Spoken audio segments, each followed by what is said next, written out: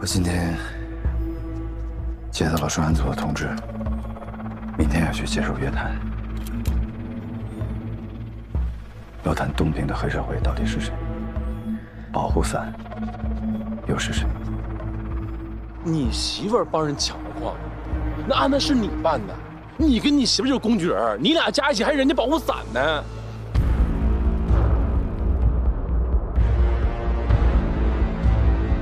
你完全可以大胆猜测，但是我请你，我拜托你小心求证。如果你没有证据，你不能让我自证清白，是不是？我给你证据那天，我还要向你展示一份逮捕证了。你隐瞒什么呢？你估计什么呢？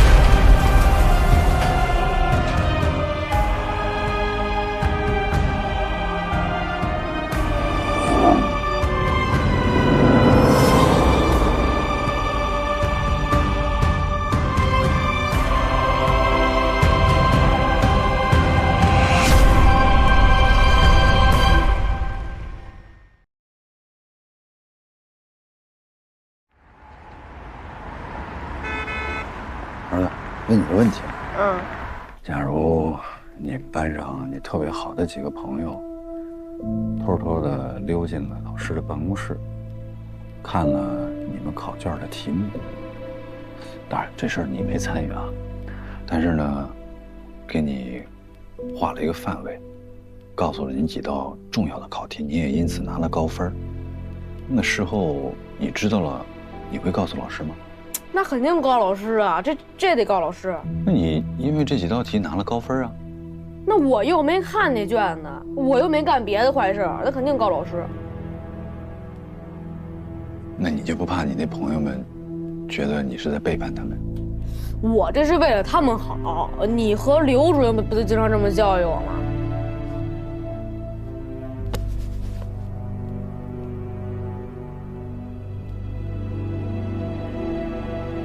可大家都知道你们是好朋友，老师也知道。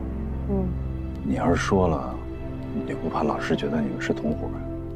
那我要不说，老师后来自己知道这事儿，那我不更说不清楚吗？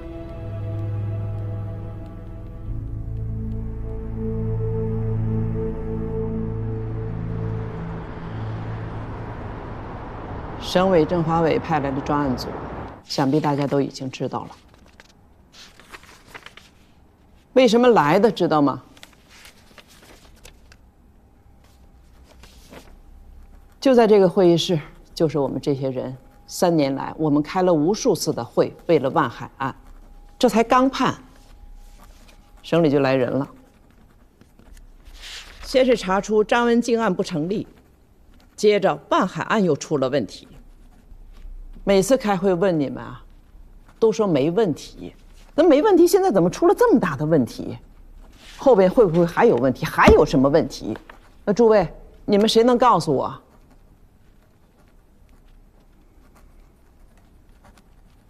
接到省政法委的通知后，我已经向建宁书记做了汇报。接下来可能会有一些同志要接受专案组的调查问话。我希望我们的同志要提高站位，敞开心扉，同时安排好本单位、本系统的配合工作。孙飞和江红军被带走几天了？报告蓝书记，已经带走3天了。我们这边已经安排市级政治部主任去分局临时主持工作。3天了，那应该被砸实了。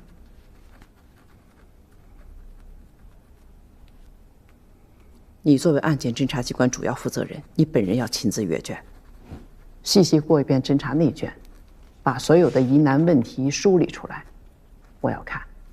好，要快。我知道，知道。你们2家也一样啊，院领导要亲自阅卷，找出问题点报给我。咱们要做好内功，争取自己的问题自己查出来，力争主动就是最好的配合。这几天我们都随时通报情况，我的手机24小时开机。最后我再说一句，希望我们的同志少出事儿，希望在座的不出事儿。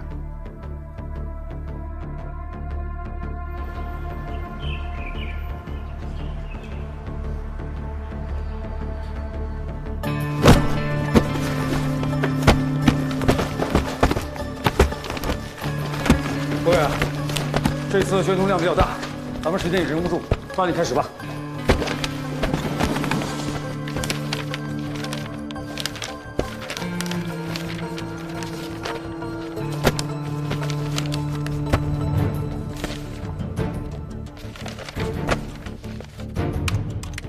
根据目前掌握的证据，万海所涉及的2项重要指控——强迫交易罪、故意伤害罪，均已推翻。基本已经确认，万海黑社会性质组织案为错案，516矿山事故是基于此案后续的一起恶性案件，还在调查。您看，口水，口水。我们就是要约谈、问询，什么人呢？就是办理过你刚才说这个万海案所有的司法部门的相关领导。公安局许元武，法院温琴，检察院李仁俊。对于职务犯罪，我们一定彻底清查。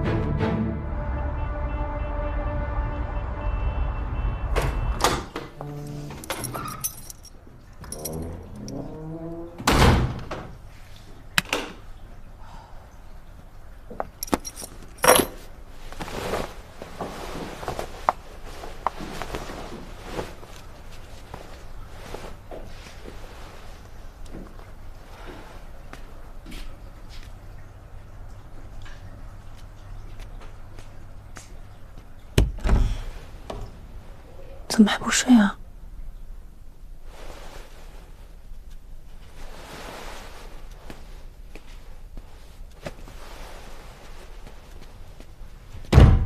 我今天接到了专案组的通知，明天要去接受约谈。专案组519专案组，省扫黑办督办，省检察院指挥协调，省高级人民法院，省公安厅配合。他们找你干什么呀？要谈万海案、矿难事故。乔振兴的死，要谈东平的黑社会到底是谁，保护伞又是谁？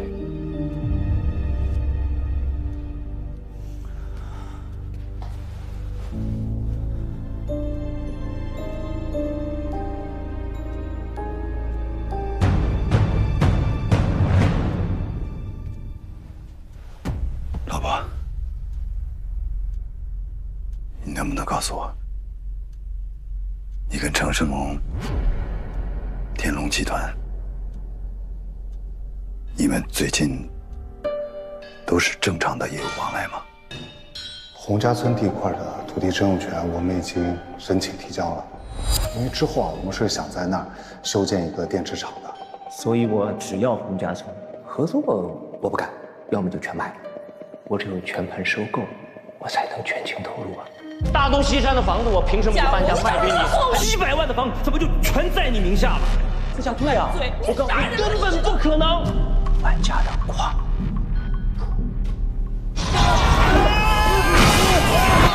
算是我给你们送份大礼。你们现在在政商合作，你拿了这套房子就会授人以柄，甚至有可能会职务犯罪。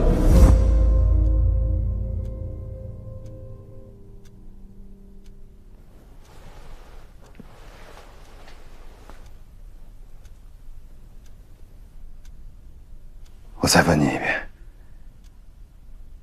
你们都是正常的业务往来吗？矿难是他做的，事实上我已经成为他的保护伞了。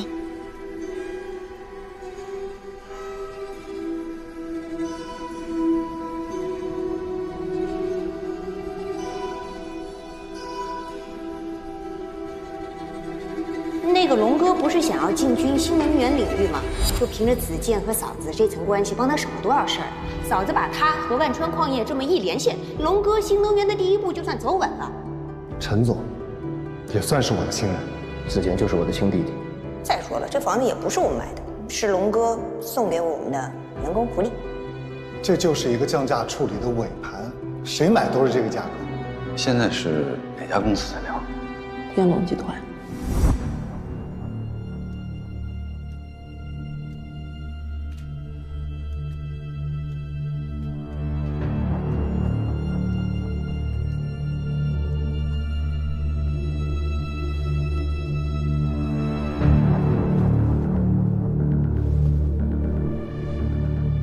你跟天龙集团的人有来往吗？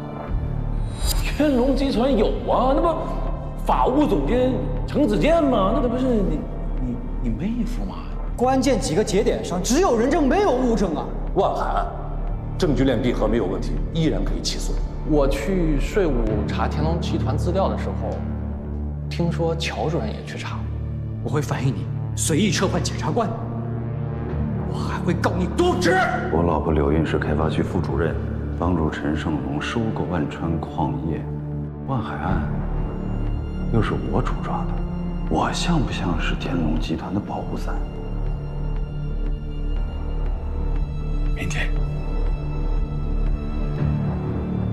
明天你跟我一块儿去。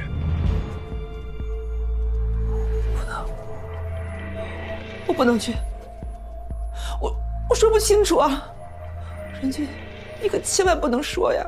我在努力想办法跟他们撇清关系，我在努力想办法去弥补。你相信我，你给我点时间。任俊，只要一查我这辈子我就完了。这个家怎么办？孩子怎么办呀？琪琪还小。这个家不能散呀！任俊，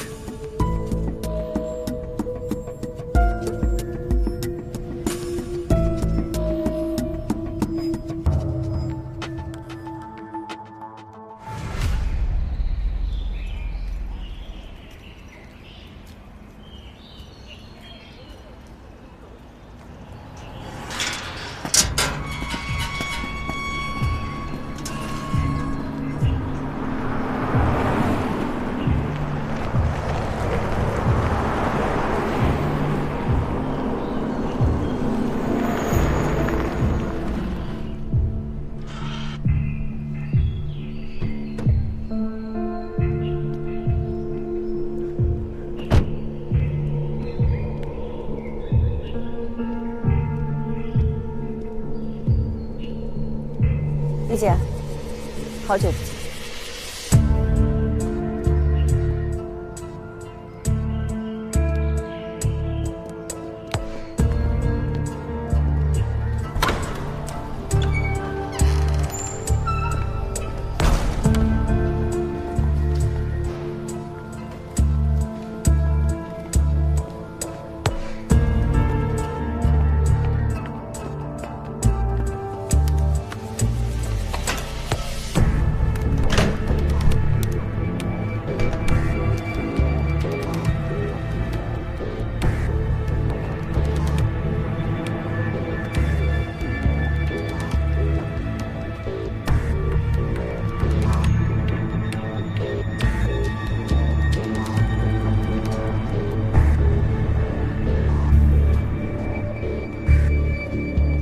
李姐您好，我们是519专案组，今天请您来是想对万海黑社会性质组织案向您了解核实一些情况，此次谈话严格保密，请您配合。李姐，你怎么看待万海案？你觉得这个案子有没有问题啊？我觉得没问题，否则我们也不会起诉。在乔振兴担任主办检察官期间，曾经2次退回公安机关补充侦查。你接手办理，有对他提出过的问题进行核实吗？在他办案期间，我们曾经多次讨论过。我觉得是他的办案思路有问题，所以你撤换了他。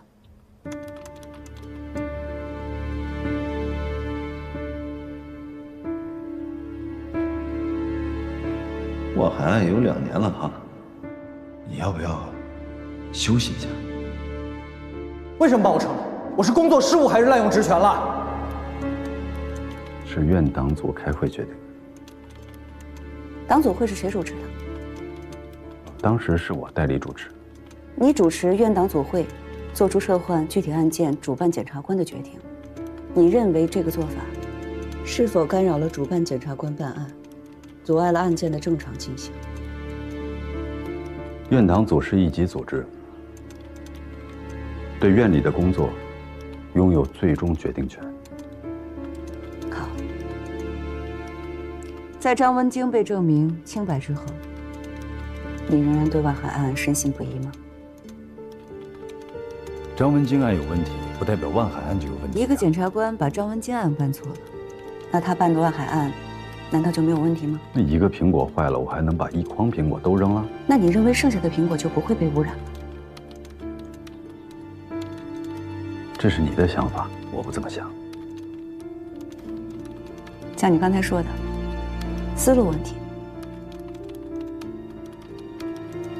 在邵小燕推翻证词、张文京案撤诉之后，万家灯火伤害案就成立了。你为什么不跟进调查，去核实吴小天的口供，反而还按原来的思路推进案子？办案机关送过来的材料事实清楚，证据链完整，我相信他们的意见。再加上时间确实很紧迫。如果有人承认诬陷了万海呢？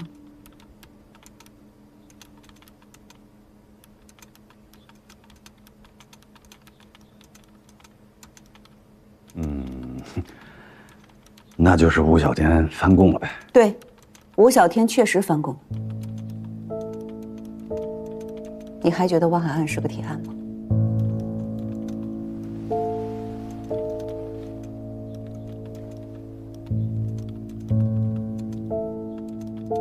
郑主任，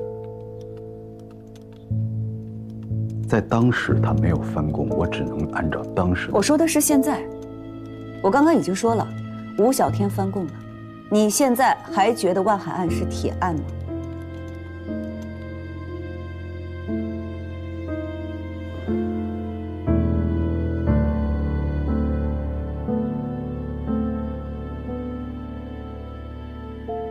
确实，我承认，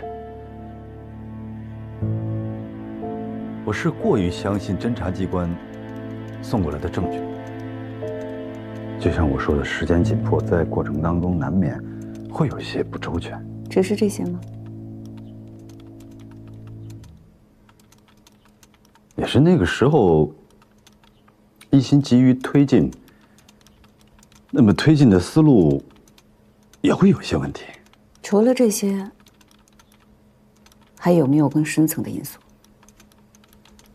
郑主任，我不太明白你说这个更深层是指什么？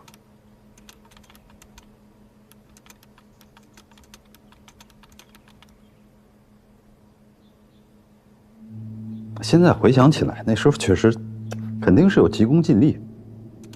还有呢？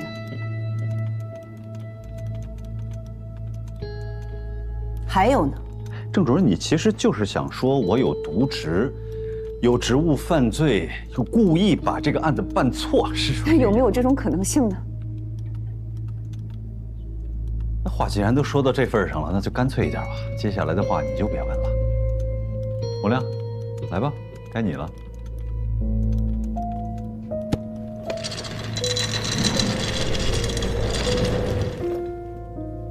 我能喝口水吗？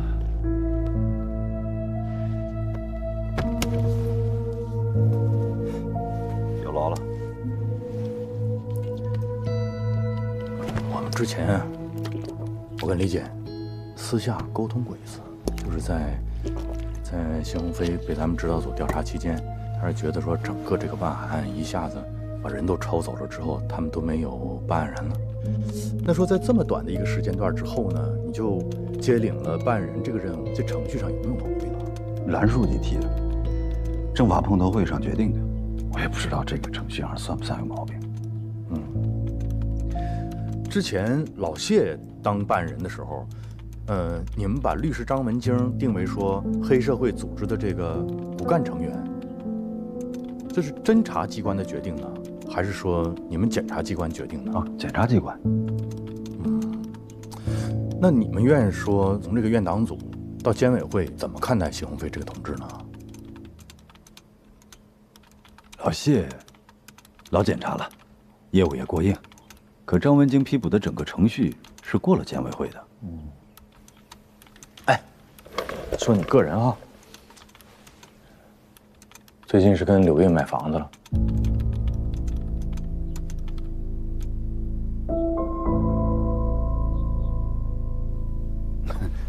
你们这个材料掌握的很全面啊。也不行，这不还得问你吗？具体情况。楼盘叫什么名？大都西山。哪天买的？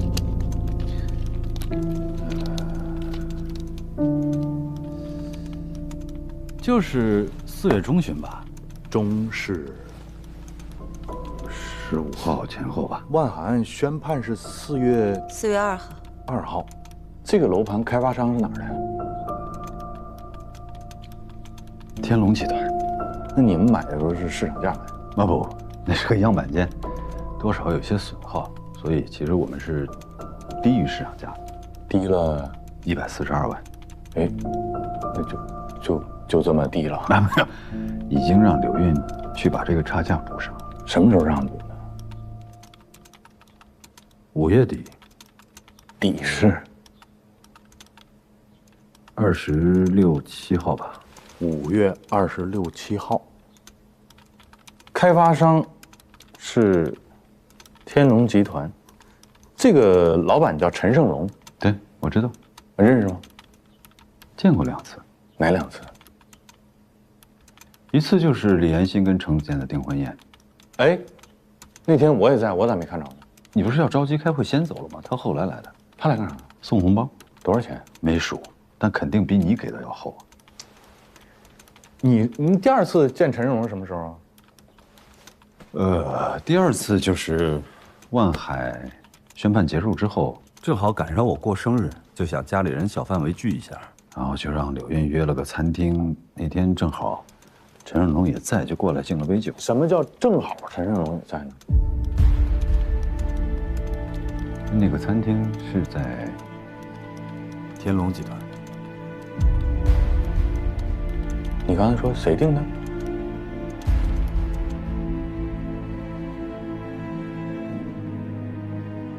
柳韵订的，是蓝书记让他定一个地方，要小范围的，但他不知道去哪儿，所以他就求助了程子健。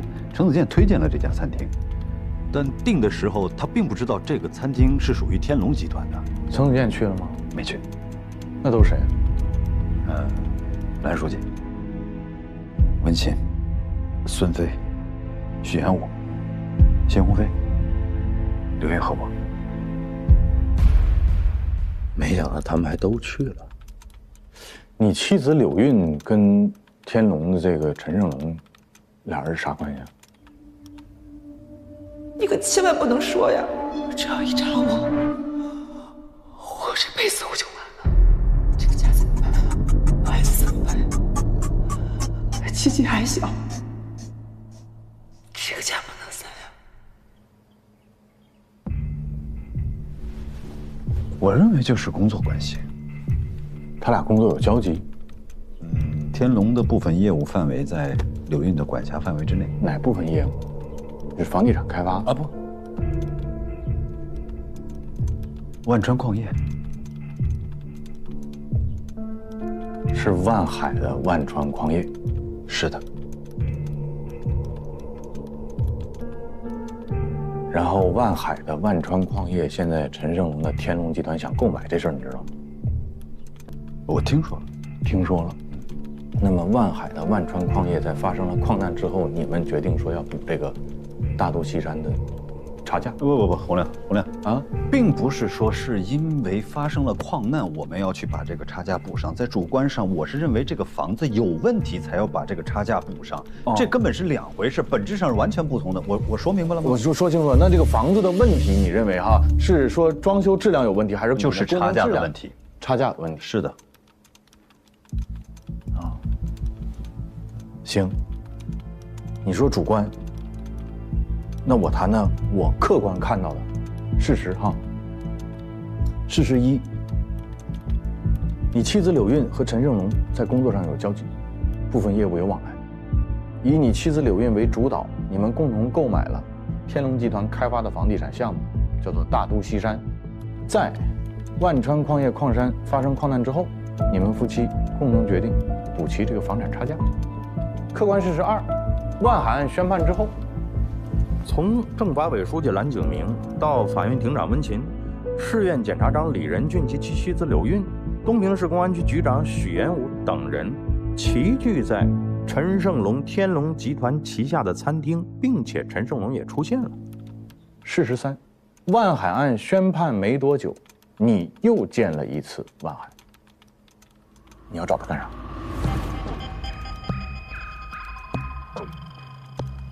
咱再说回来，谢鸿飞检察官，人家也算是苦口婆心了吧，跟我讲法律、讲公平、讲正义。我想讲的是啥呀？后来搞明白了，交换嘛，只要我认罪伏法，他就能帮我立功减刑，互惠互利呀。回法。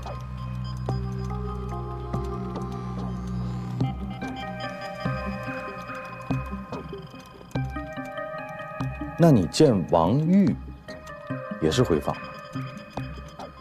这事儿你一个人干不了，系统里有人帮你，中间有人牵线，有人出钱，有人出力。你要等我们查出来，可就不是坐在这儿像这样聊天了。有证据你就留我在这儿，没准我走了啊。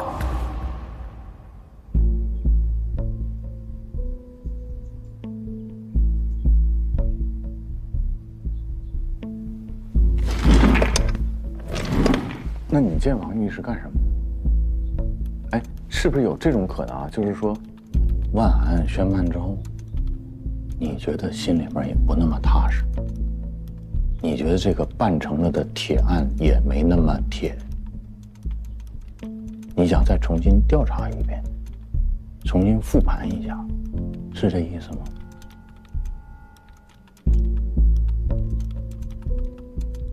你这次重新调查有结果吗？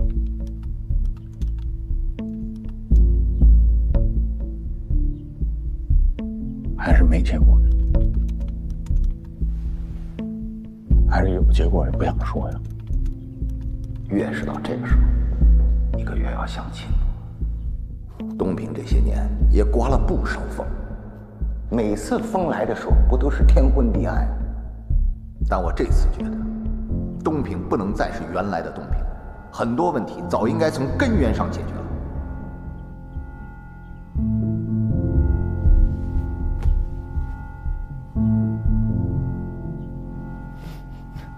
洪亮，你说这么一大圈，其实就是想说我是保护伞。哎，没关系，没关系，你完全可以大胆猜测，但是我请你，我拜托你小心求证，请你拿出证据来。如果你没有证据，你不能让我自证清白。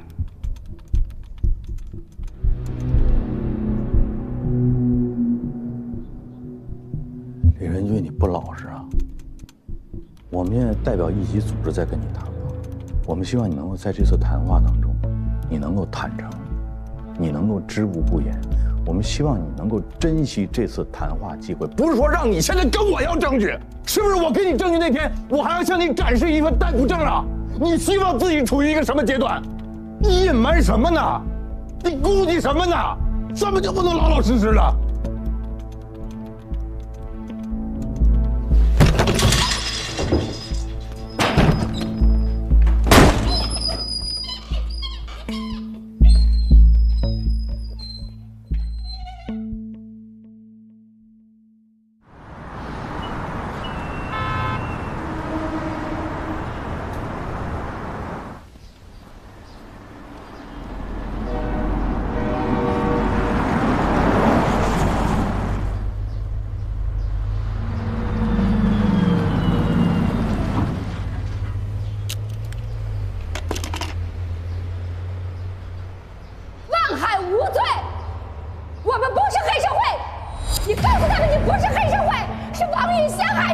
第一个举报万海是黑社会的是你，万海被宣判之后，获利最大的还是你。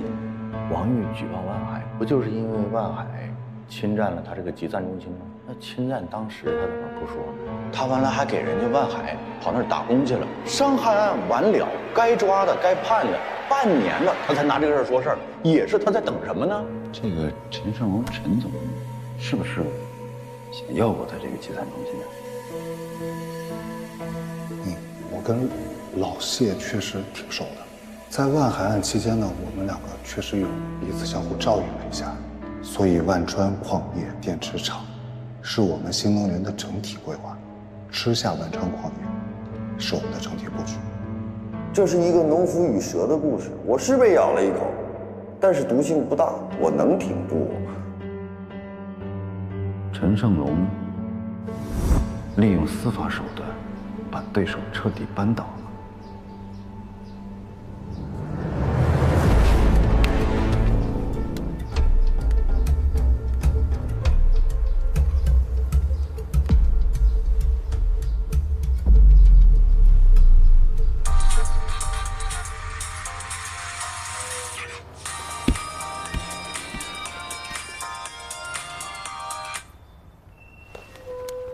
王玉，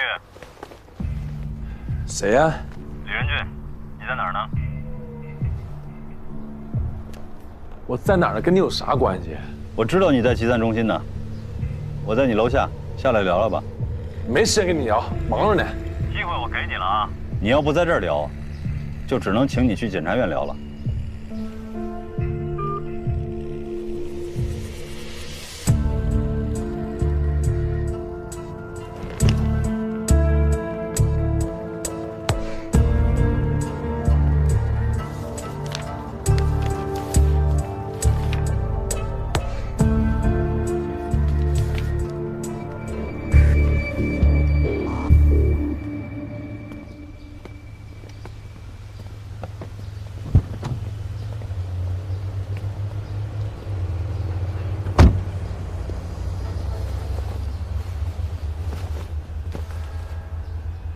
聊吧，你想聊啥？知道我从哪儿来吗？专案组。啥意思知道吗？省里下来的专案组，专门调查万海案还有矿难的。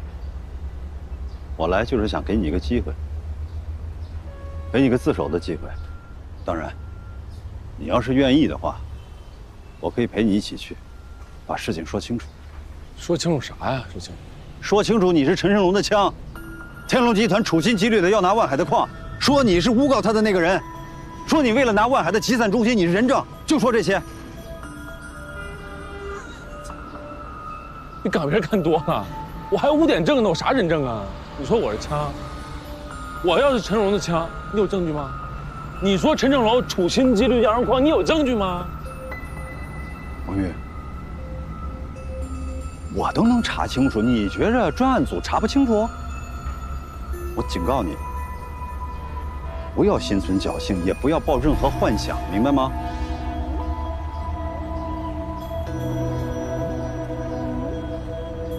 我问你啊，专案组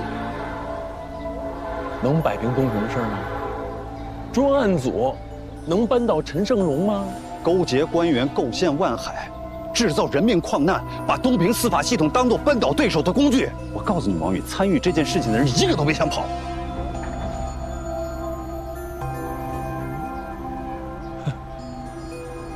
一个都别想跑是吧？行，一个都别跑，你跑得了吗？你媳妇儿跑得了吗？你媳妇儿帮人抢矿来的，那案子是你打的，你跟你媳妇儿就是他妈工具人，你俩还人保护伞呢，跟我这嘚嘚啥呀？跟我这嘚嘚，你从哪儿来？你是不是从专案组来？这点事儿你专案组说了吗？没说吧？没说，你跑这吓我干啥呀？你吓我？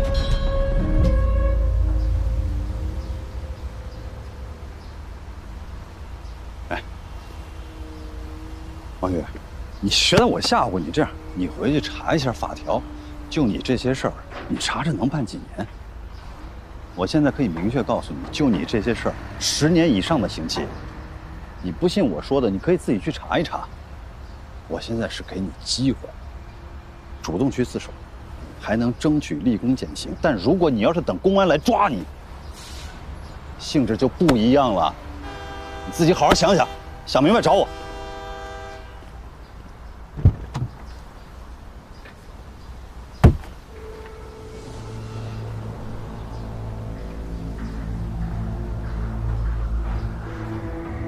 上车呀，走啊！我打牌多少年了，炸谁呢？我算是看明白了。哎，你是不是怕呀？我去自首，我说啥呀？啊？我说你媳妇儿是被陈荣逼的，我是陈九龙的枪，我诬告万海，你办这案子一点毛病没有。你想洗清你自己是吗？我说你们当官咋都这样呢？啊，好事全都要，碰见事就跑，你是人吗你？你今天有证据你就抓我，没证据你滚蛋。还有你自己的事儿，你想清楚你能判几年？我判10年，吓唬谁呢？那吓唬！刚才给你打那是我电话，想明白了找我，我拉黑你。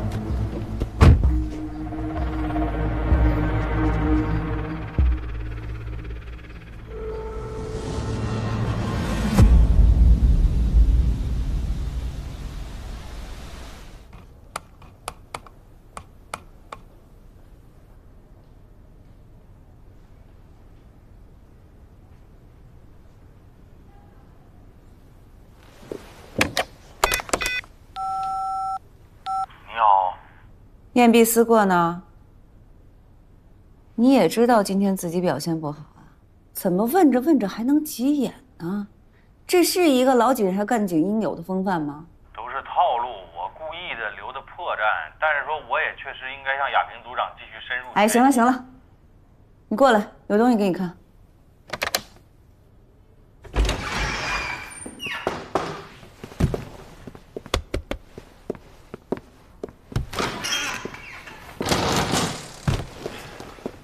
好好看看，陈胜龙曾担任业务经理的大成矿业，就在万海的万川矿业隔壁，紧挨着。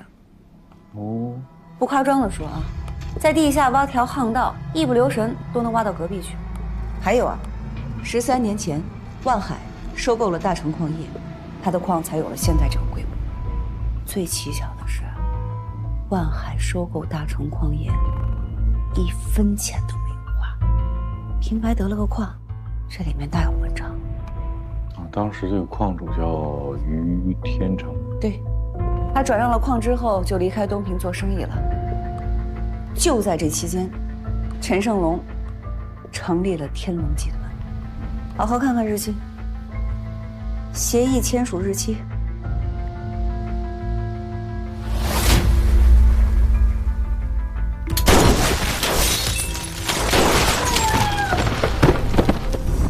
是不是我们的腰子？巧不巧？洪亮，我是大胆猜测的，你自己小心求证吧。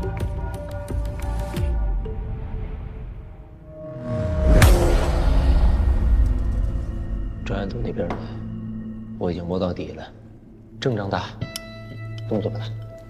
蒋龙军辞退以后呢，就没抓啥人了。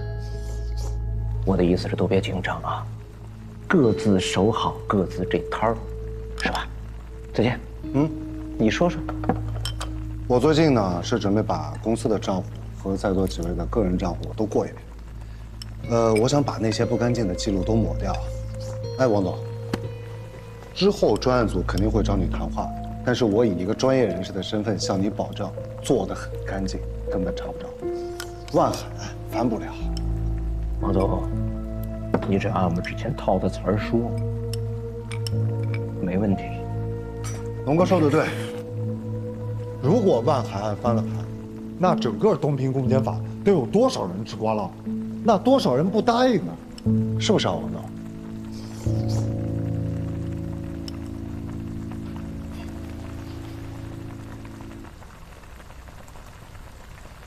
王总，啥意思？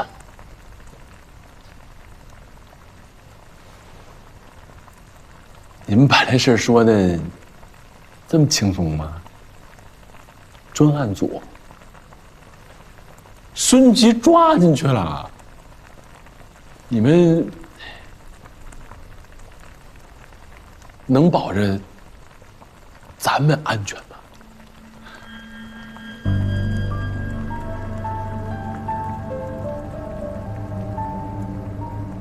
理解，王总，你的担忧我都理解。但是咱一路走来，所有的事情都是孙飞给我们打点的。他要是招了料了，那我告诉你，第一个死的就是他。我觉得孙局能懂，大家都在同一条船上吧，谁都不想掉到水里啊。万一不小心掉水里了，他不会拉别人的。这要是把整船人都拉下去了，谁救他呀？咱别说那些没用的，咱之前不说好了吗？万海的案子结束了，咱就完事儿了。大哥们，搞矿山干啥呀？又弄出一矿难来。我今天才明白，合着大哥们你们是冲着矿去的呀？那早说呀！哦，压根就没把我当自己人，是不是？行行行，没拿我当自己人也就算了啊。那你们告诉我，他们连孙飞都敢抓了，咱们呢？啊，真就自己安慰自己啊？那鸵鸟啊，那拖在大沙里就没事了吗？啊？王总批评的是鸵鸟心态，害人害己。程大律师，我陈总，我哥，3年前你们咋跟我说的啊？你们说我去告完了，集团中心归我，啥事儿没有，零成本，是不是？现在是零成本吗？啊？专案组都已经来了，抓人了，你还能遮着吗？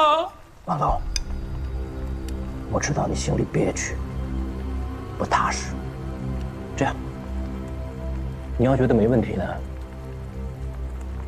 我找人带你出去住一段时间，等事情过去以后再回来。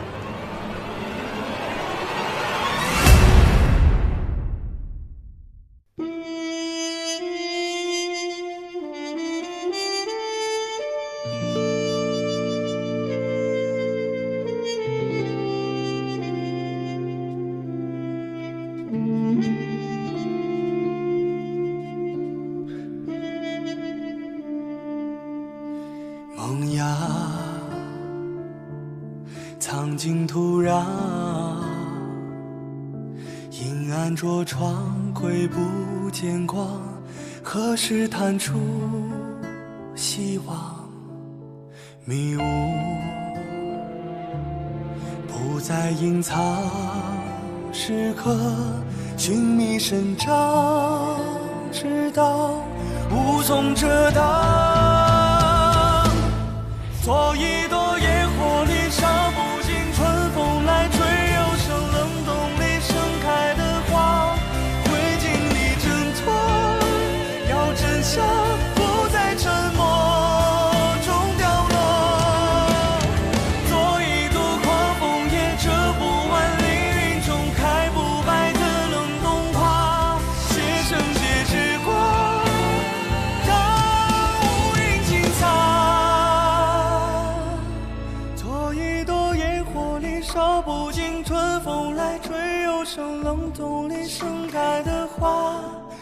经历挣脱，要真相不在沉默中掉落。做一朵狂风，也遮不完凌云中开不败的冷冻花。写生写之光，让乌云击散，击溃黑暗，唯有暗香，换这世界最好。明媚灿烂，明媚灿烂。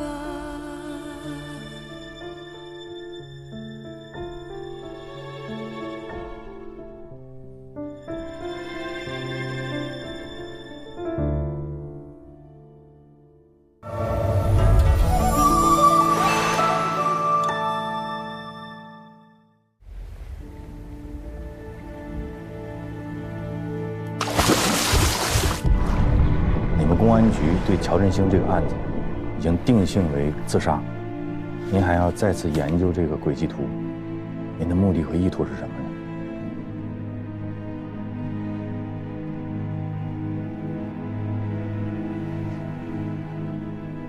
东平啊，是个小城市，人际关系复杂，盘根错节的。这东平市不是一天建起来的，东平司法体系也不是一天建起来的。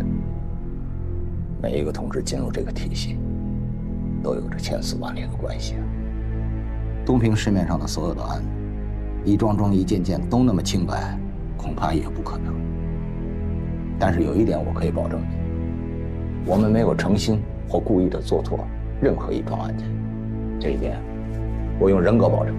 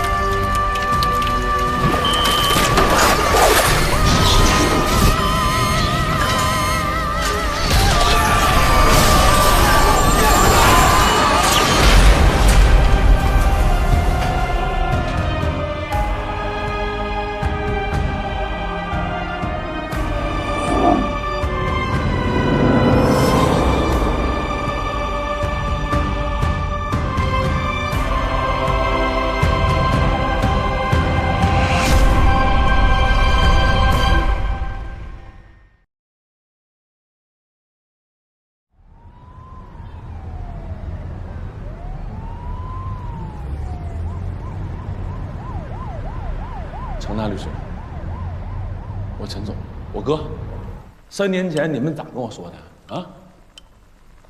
你们说我去告，告完了集团中心归我，啥事儿没有，零成本，是不是？现在是零成本吗？啊？专案组都已经来了，抓人了，你还能遮着吗？孙飞抓了吧？啊？江红军抓了吧？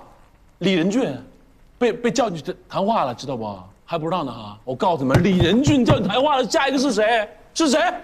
老谢呀，姓谢的要进去了呢！你们咋？大哥，你不有本事吗？你不是说通天吗？你倒是通个天给我看看呀！你告诉我，专案组啥时候走？啥时候走？哪天走？王总，我知道你心里憋屈，不踏实。这样，你要觉得没问题呢，我找人带你出去住一段时间，等事情过去以后再回来，可以吗？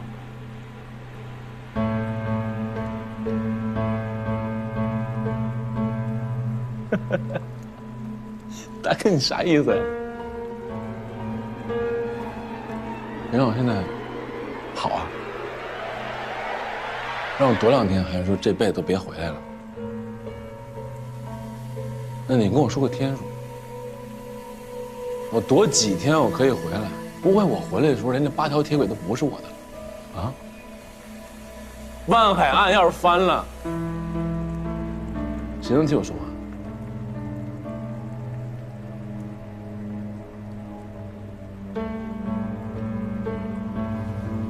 那我今天把话撂下，陈总，我哪也不走，我就搁这儿待着。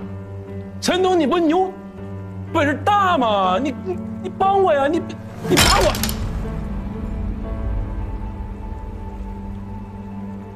王总，你逼我呢？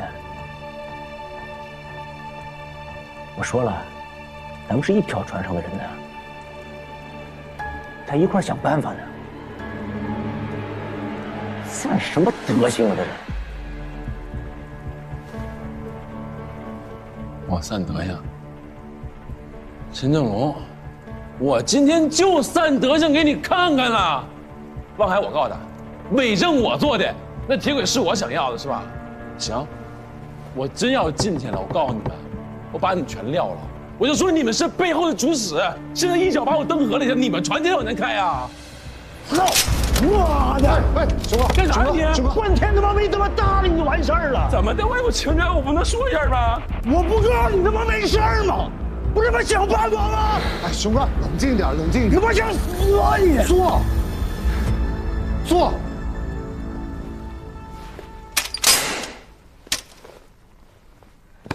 消气。嗨，黄总，熊哥多喝了2杯，没事啊。真没事，不至于啊，再拌几句嘴没事儿。我跟你说啊，今天就给你个面子。当然，来，走。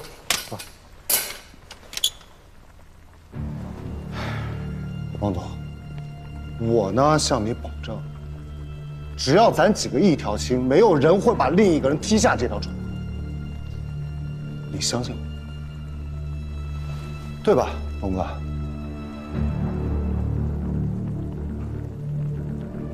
王总，咱接着喝，行吗？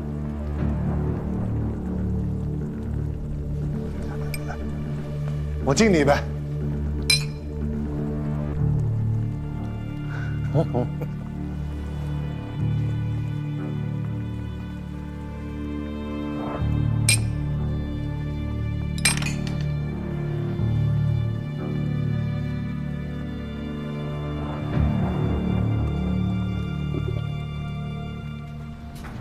哎，高哥，刚才真是话多了啊，有点激动了。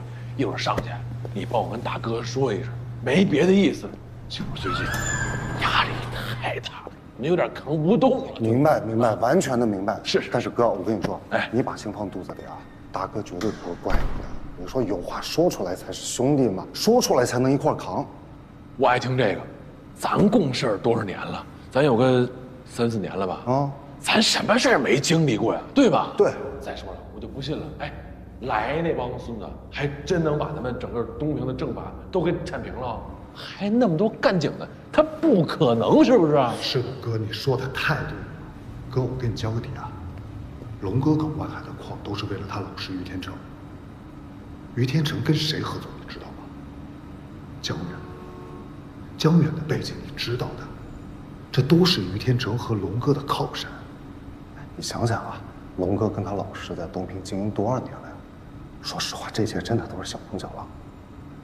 我是刚才脑瓜子一下没转过来，我怎么没想明白呢？咱这得谁说了算呢？是不是？是。你上去，你帮我跟大哥带句话，我这命都是他的啊！哎呦，哥你真是，弟弟，走了啊！走了。行，把话帮我带到了啊！没问题，一定得到啊！走了啊！哪天约啊！拜拜，走了。好嘞，哎，赶紧走。哎，回头见，很快见。快点开。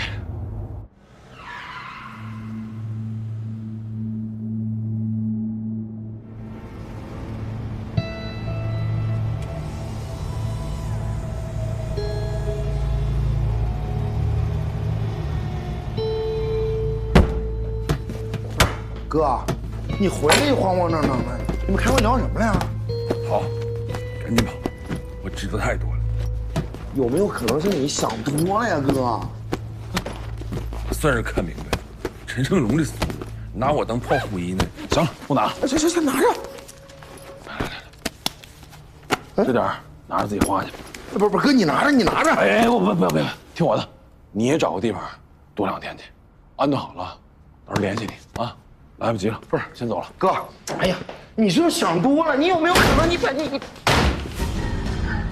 嘿呦，王总，这么晚了，这是要去哪儿啊？哪儿也不去。哼，陈总叫你过去。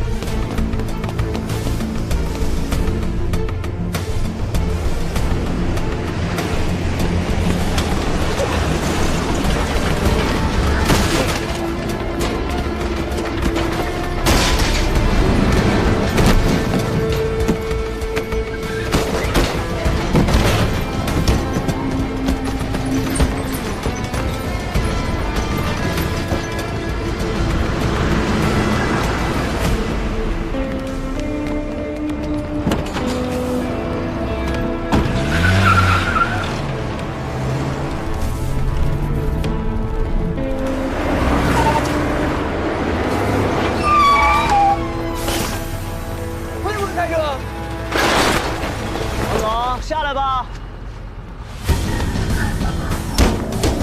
别干嘛？别让我说下来！别逼我上来是吧？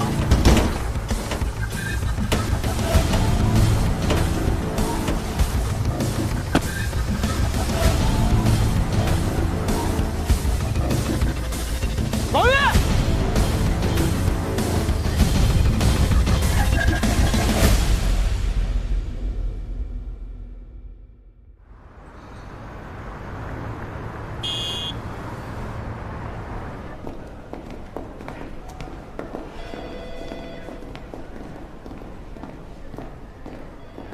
报告。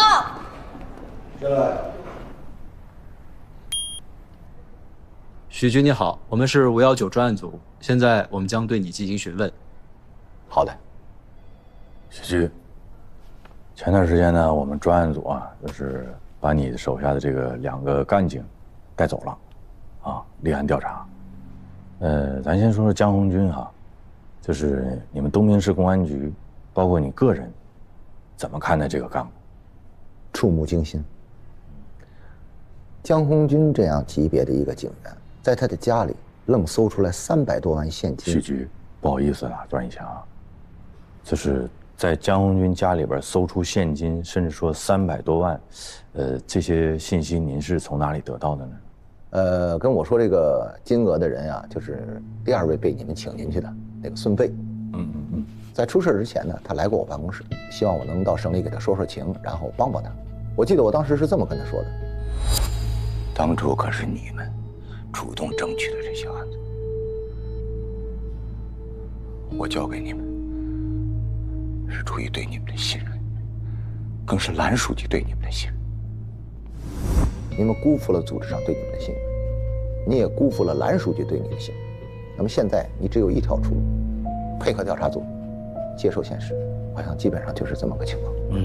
根据我们的调查得知啊，其实你私下里做了很多有利于案件调查的工作，你为什么要私下里做这些呢？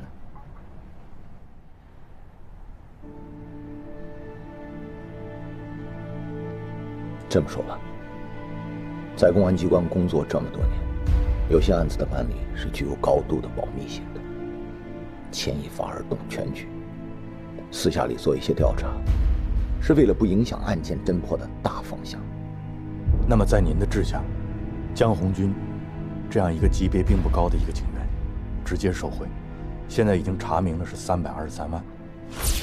孙飞又出现各种各样的问题，那么您作为东平市公安局局长，您觉得自己应该承担一个什么样的责任？洪亮，我可以掏心窝子的跟你说。 做过我们这个工作的都知道，什么最重要？那就是业务，也就是破案能力、破案率。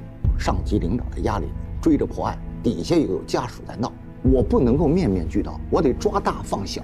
你应该理解，孙飞他是半路转调到公安系统的，所以他接受我党和政法系统的教育不足，在诱惑面前没能守住底线。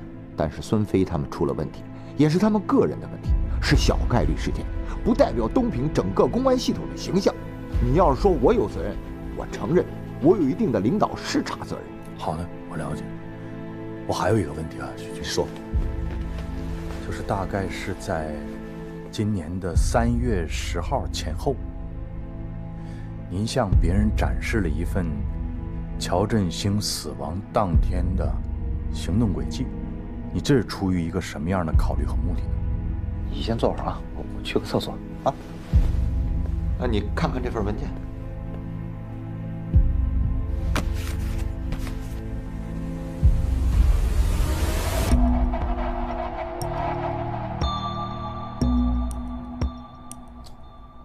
有这个事吗？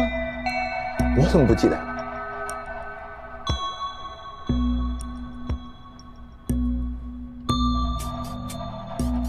我想想啊，我好像记起一件事情，那天是秦风找我来谈别的事儿，我记得当时这份材料我就放在桌子上了，会不会这个臭小子偷看了以后把它泄露出去？对不起，许局，我打断一下，就是我的点呢不是这个，我疑问的点在于说，您展示的这一天之前，你们公安局对乔振兴这个案子已经定性为自杀，而且你们已经派专人到了死者家属周梅的面前，请他在确认书上签了字。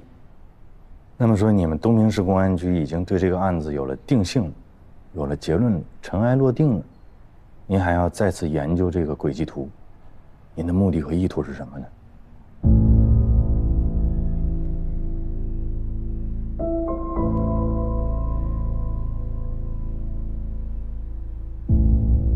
是这样，洪亮。其实我对乔振兴的案子是存在一些质疑的，但是案子已经结了，表面上又没有什么证据，所以我就安排秦风，让他私下去调查。但因为秦风现在是在警保科，安排他查案的确有些不符合程序，所以他采取了这样的方式。洪亮，有些话我还是想跟你再唠叨。东平啊，是个小城市，人际关系复杂，盘根错节的。这东平市不是一天建起来的，东平司法体系也不是一天建起来的。每一个同志进入这个体系，都有着千丝万缕的关系。你就说这孙飞，他怎么上来的，你还不清楚呢？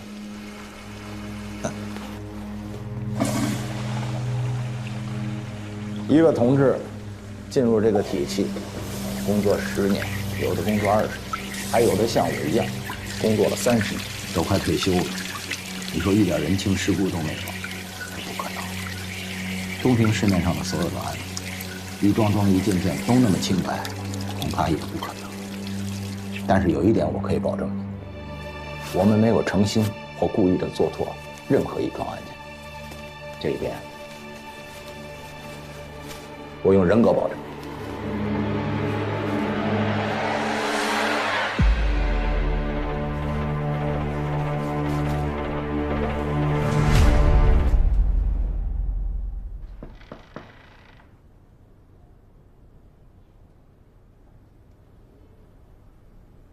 郑主任，郑主任，又熬夜了，那个外头有人找您。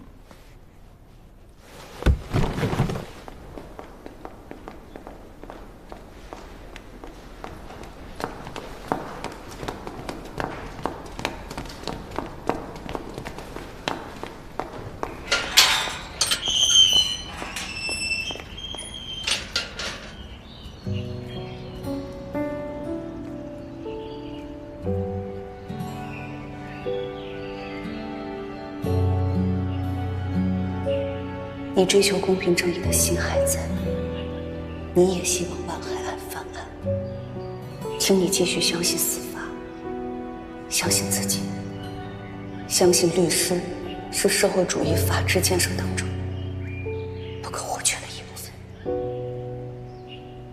根据张文京提供的线索，我们已经坐实了张文京、陈有才、钱波、吴小天等万海案重要证人的证词，已经有确凿的证据指向王玉、程子健涉嫌诬告万海，暴力威胁、贿买他人作伪证，务必将其尽快缉拿归案。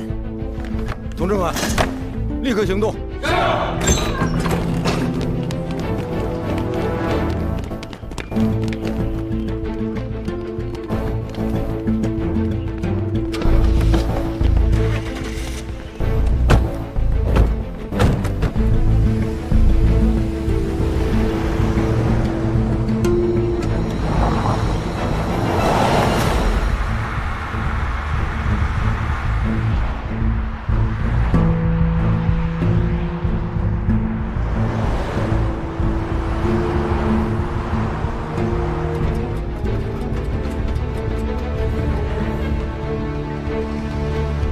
这下工作。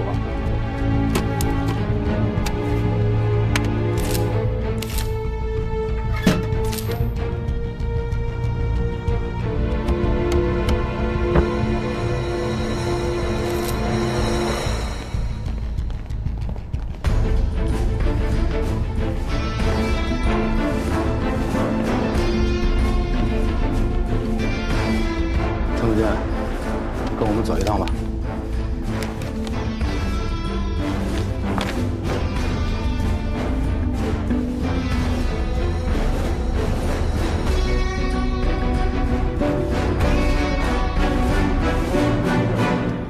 东平的事儿，现在查到这个地步，你这律师也都进去了。按照现在这个趋势，下一个该是谁？心里都应该有数。小龙啊，要不你出去躲躲，这对大家都有好处。我不能走，你不走，你是不知道东平这些事儿都是因为你才变得这么艰难，是吧？你有什么资格说你不走？ 新疆的，咱俩是一根绳上的蚂蚱。我要有事儿，你看你脱得了干系吗？杜迪，你就是颗老鼠屎。跟谁说话呢？你要没个当官的爹，你是个屁呀！你有资格坐在这跟我吃饭吗？我分分钟弄死你！对呀，对呀，对呀！当年你们为了抢万海的矿，为了围猎我爸才对我下手，你当我真不知道啊？就是因为我有个当官的爹，我才认识你们呢。 拿这点钱花花。真没钱。手机呢？我真没带。给我翻翻。我真没，我真没带。滚开！滚开！这啥？我说你小子不老实，给他长长记性。哎！干啥呢？我欺负人呢？跟你没关系啊！赶紧的滚啊！ 这谁滚的啊？这是谁滚的？我就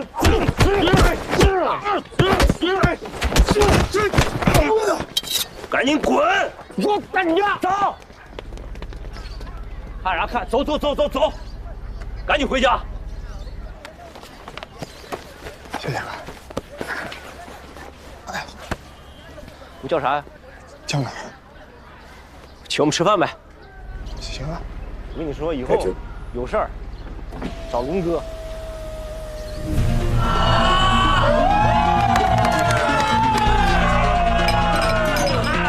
谢谢。站长，18岁了，可以不停喝酒了。今晚不醉不归，不醉不归。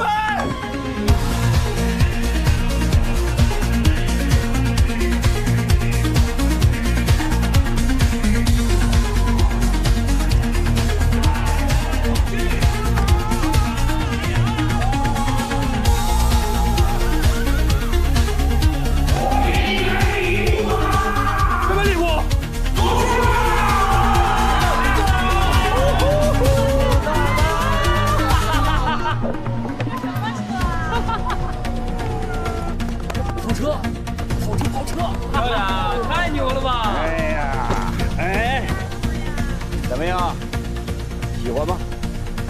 给我的，你看那还能送谁呢？一点小意思。你是我亲叔。哎呀，来来来，请请上车。祝小远生日快乐！生日快乐！你们以为我不知道你们玩那些花样是吗？哎，我就想问问他，没有我，没有我爹，能有你们今天？你能像个人一样坐这儿跟我吃饭？够了！还嫌事情不够乱吗？外边现在这都什么局面了，不清楚吗？要干什么呀？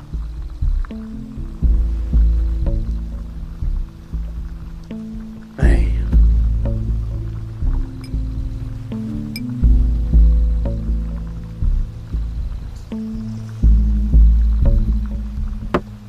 老师，我再说一遍，我不走。大家都在一条船上，您肯定也不希望我出事儿。哎，你那个专案组那边，你知道什么情况？麻烦你提前告诉我，好吗？我好做好准备。我爸现在真拿不到消息，还有个姐夫嘛，那也得他听我的呀。关我屁事儿啊！搞不定那是你的事儿啊。看他们家有多大本事吧。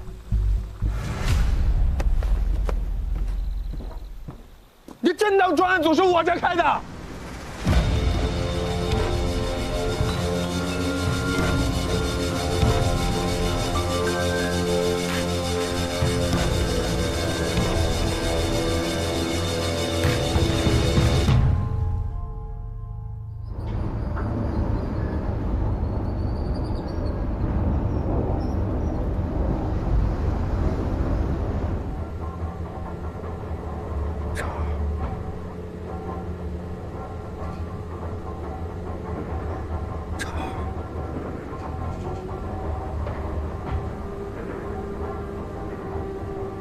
叔知道你不想搭理我，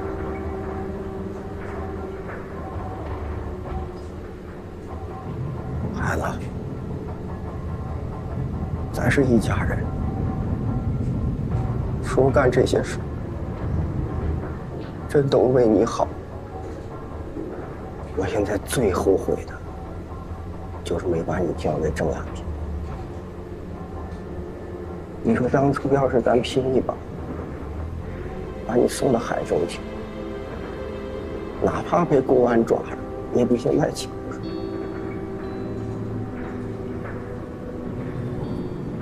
茶，叔对不起。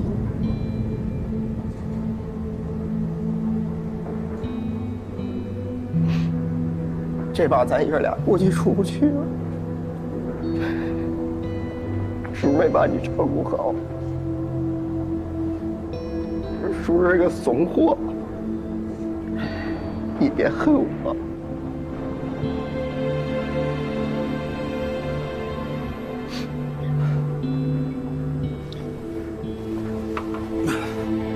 起来，孩子，起来，来。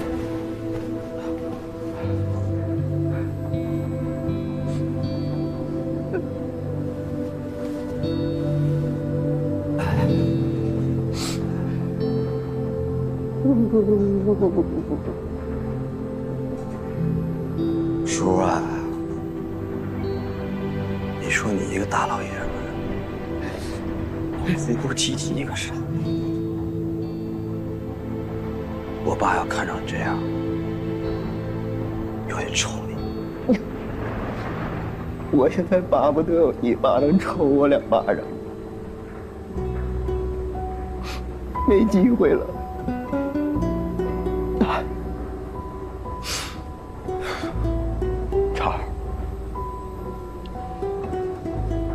你说我这人吧，生来就胆小，从小怕事儿，遇着事就往后退。你爸跟我说过多少次，做人要有骨气，但我就是关键时刻我就怂了。但你说咱家矿那事儿，你说我能咋整啊？你说我有啥招啊？你不知道啊，孩子，我真是担心你呢。你是我看着长大的，我能害你吗？说，听我说啊，听我说，我怪你了，都这节骨眼了，怪你有啥用？那儿，我刚才躺着就喝的，你说我爸现在干啥？说，我想他了。别说了，好孩子，我想他。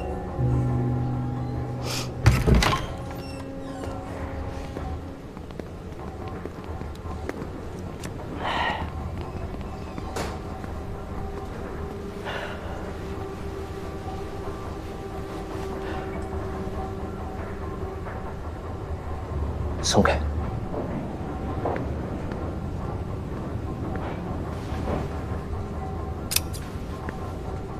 处长，瞅你咋的？你谁呀？陈总，你们这是整的哪出啊？别，小子呀，传手了，就是你呀！有饭不？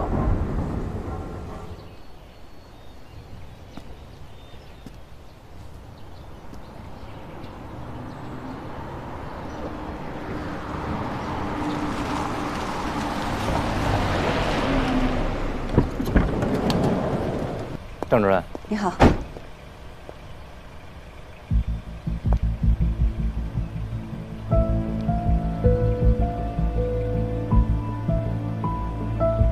里面请。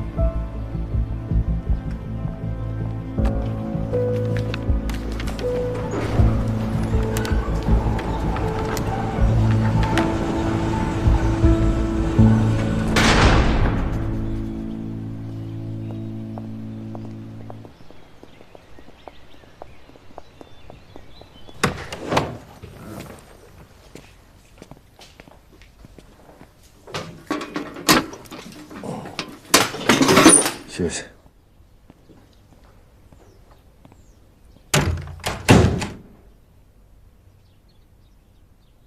你咋也来了呢？你要还申诉，我就接着跟你辩护。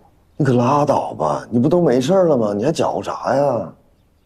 前段时间我确实离开东平了，也不做律师了，想换个活法。这不挺好的吗？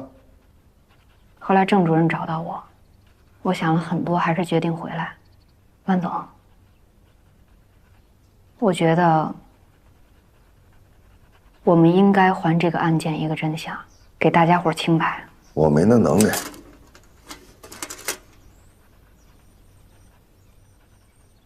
你认识陈胜龙吗？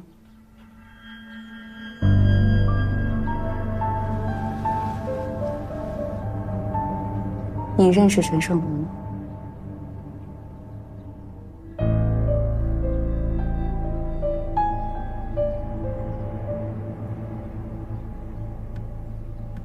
二位请放心啊，从现在开始，我保证你们吃好喝好，还得委屈你们再多待个几天。等风平浪静以后，大家都相安无事，再聊。不是陈总，你给我整懵了，我哥不都已经判了吗？这事儿都翻篇了，这咋？啥叫风平浪静啊？上头来了专案组，在查。只有你们待在这儿，你哥他才不上诉。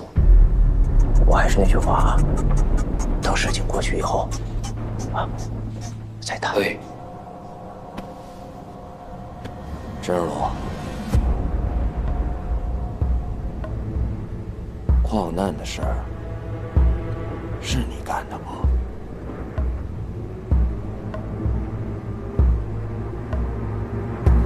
哎，说话。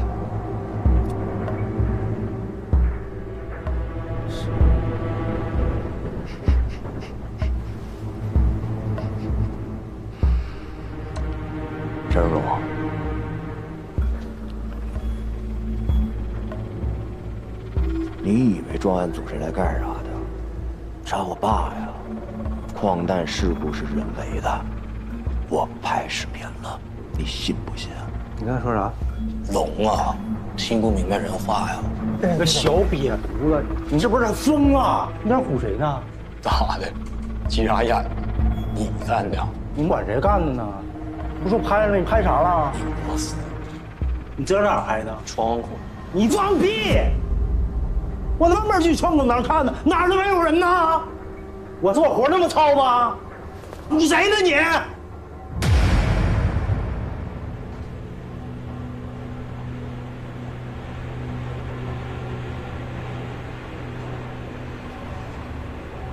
你是矿难的杀人犯，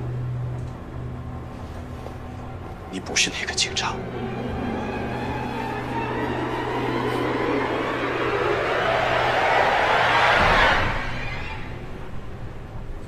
陈胜龙，现在知道专案组来干啥的了。那个警察伪造现场拍了，视频发了，没发给市里，发给的省里。你信不信？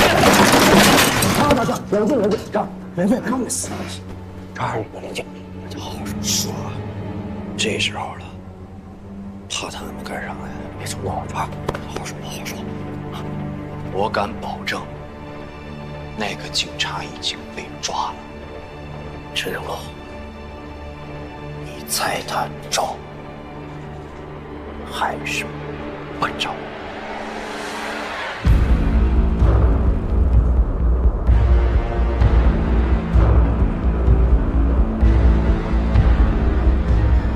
大嫂是。那我们聊聊万川矿业的事儿。我们仔细调查了你的矿，发现其中有几个关键的节点，一个是在3年前发现铜镍，矿的身价涨了好几倍；还有一个关键的节点是在13年前。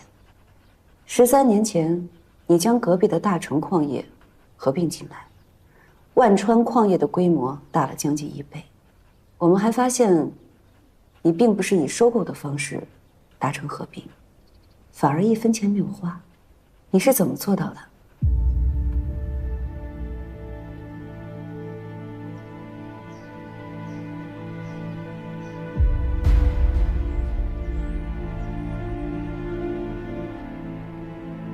当时他们设备不行，再加上经营不善，所以就转给我了。据我们了解，铜镍是在原来的大成矿业发现的，对吧？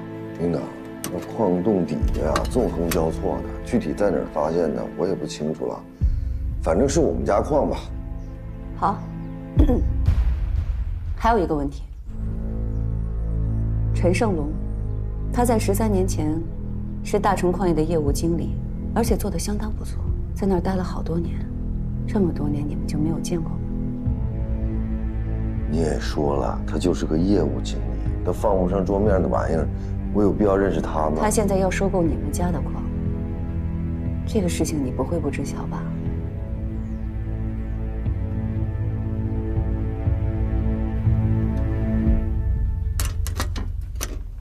领导，之前我们家矿上发生那样的事儿，你也知道，那是我跟万红说的，就谁愿意买就赶紧卖，能赚点就赚点。万红没告诉你是陈胜龙要收购吗？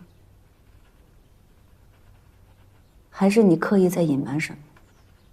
我没有。王海，我们认为，这个案子从头到尾就是一个局。你的万氏集团也许在过去的经营当中有过违法的行为，但并不构成黑社会性质组织犯罪。有人意图想要抢走你的矿，利用司法手段将你和你的属下打成黑社会。你因为自保或者是因为害怕，不得不配合他们演了这出戏。而真正对付你的人，不是王宇，是陈胜龙和他的天龙集团。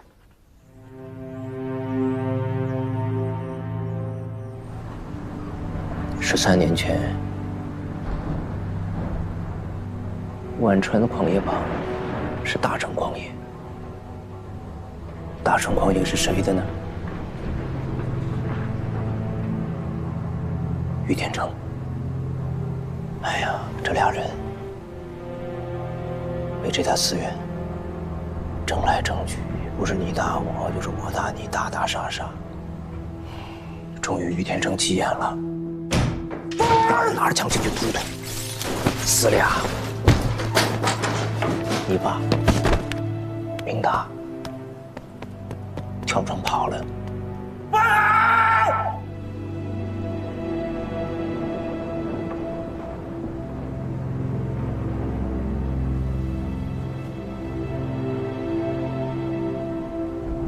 后来他们俩商榷谈判，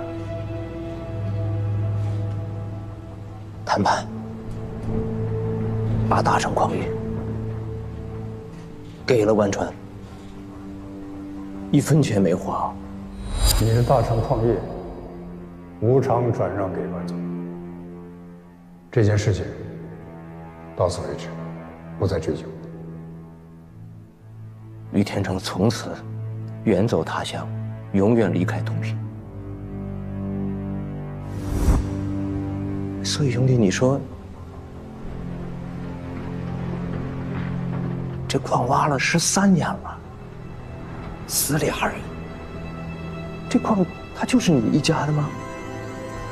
没别人的份儿吗？这就是你上次见到你哥，提到我，提到于天成，让他急眼的原因呗。别怨我，要我愿意就怨上一辈儿。所以我想，这次风浪过后，我们还是可以再合作的。合作你大爷！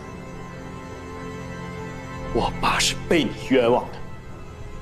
我爸不是黑社会，我叔不是黑社会，我也不是黑社会，最大的黑社会是你，陈胜龙。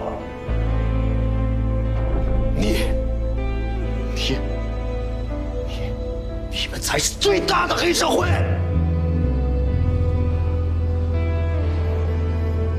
王海，我们已经接近真相了，你还不打算说实话？丁道啊，你就别逼我了。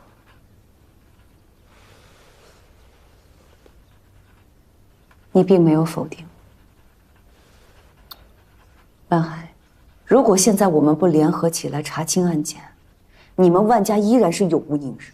下一个代价是什么？你很清楚。你以为我愿意这样吗？万海，你现在还在逃避什么？你要相信法律，相信司法正义，而不是江湖道义。江湖道义到现在为止给你什么了？你不是还坐在这儿吗？他们放过你了吗？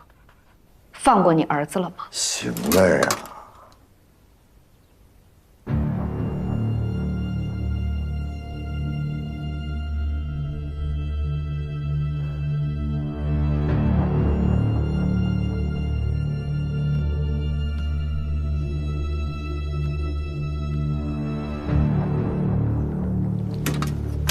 丁港啊，你刚才讲那些故事啊，特别精彩。我也感激你做的这一切，但是你该抓谁抓谁，你该查啥证据查啥证据，我在这里边我帮不上你啥忙。还有你别搅和了行吗？你闺女现在谁带着呢？你闺女现在谁带着呢？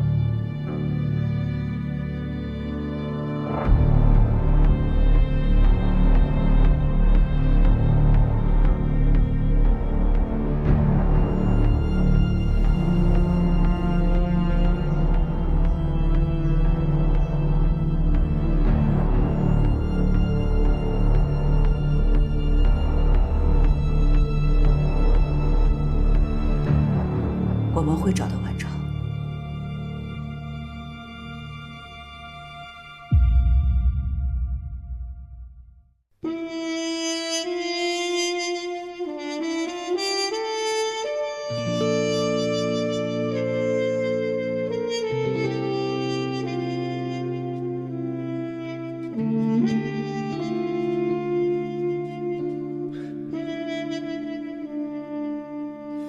萌芽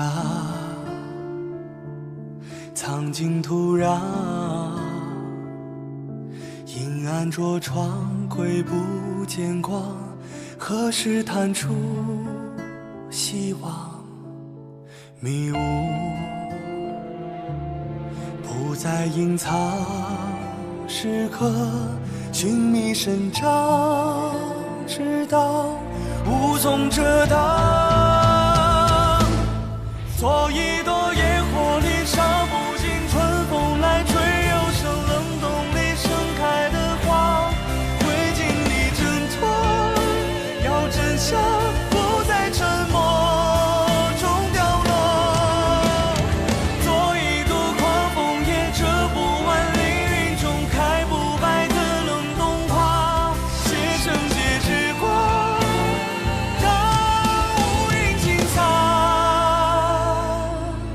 做一朵野火里烧不尽，春风来吹，又生冷冬里盛开的花，会经历挣脱，要真相不再沉默中掉落。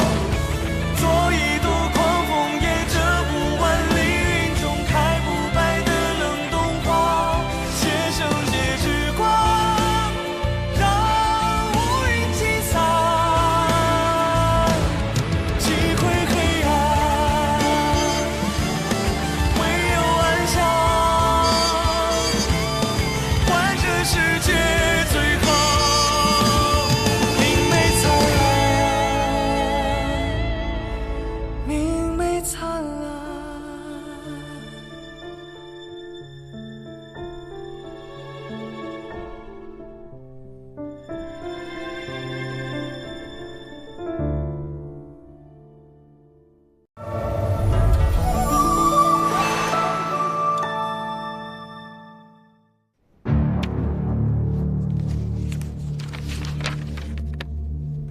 其实，作为一名政法干警，我心里很清楚。首先要做的就是诚实坦白。给你个自首的机会，我可以陪你一起去，把事情说清楚。我说你媳妇儿是被陈永龙逼的，我是去诬告的，你办的案子一点毛病都没有。如果连诚实和坦白都做不到，那法律的公平正义又从何说起呢？我们的检察工作要真正履行好监督职能，同时还要有刀刃向内的勇气。可是，太难了。有几个人又能做到真正的诚实和坦白呢？我现在随便抓一个小孩过来，他都会觉得这事儿就是你干的。眼看事情败露了，你不得不杀他灭口。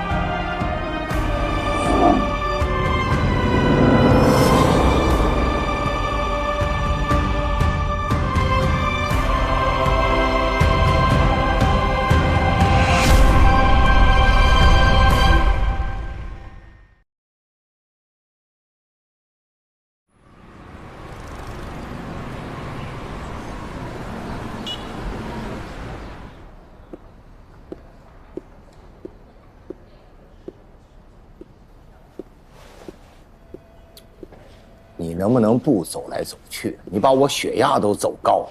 不是他们问东问西，我在这推三阻四，你真觉得对组织不忠诚不老实？这好吗？那他们问你什么了？你这么忐忑？他就问。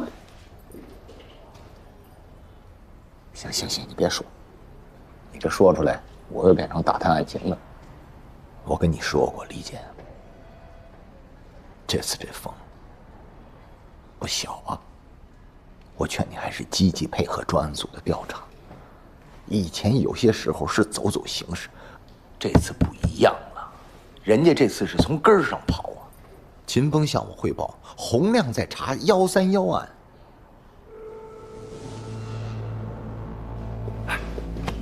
就是我跟洪亮还有老乔第一次独立办案那个案子。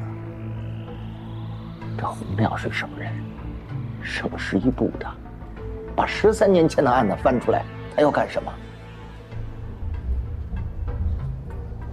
算总账？算10几年东平的总账？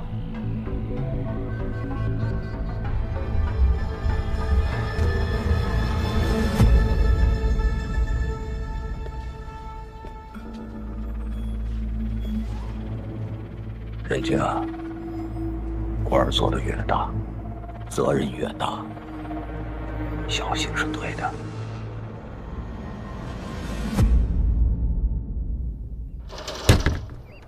乡亲们，听我说，元力集团抢我们土地，占我们家园。今天我们讨要说法，他们不跟我们谈，说明什么？他们心虚。今天我们必须要个说法，还我们家园，还我们家园，还土地。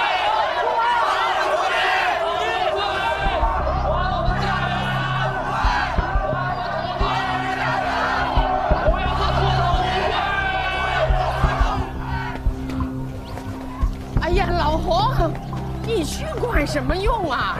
我只去看看。哎呀，你慢着点儿。哎呀，知道了。骑慢点儿。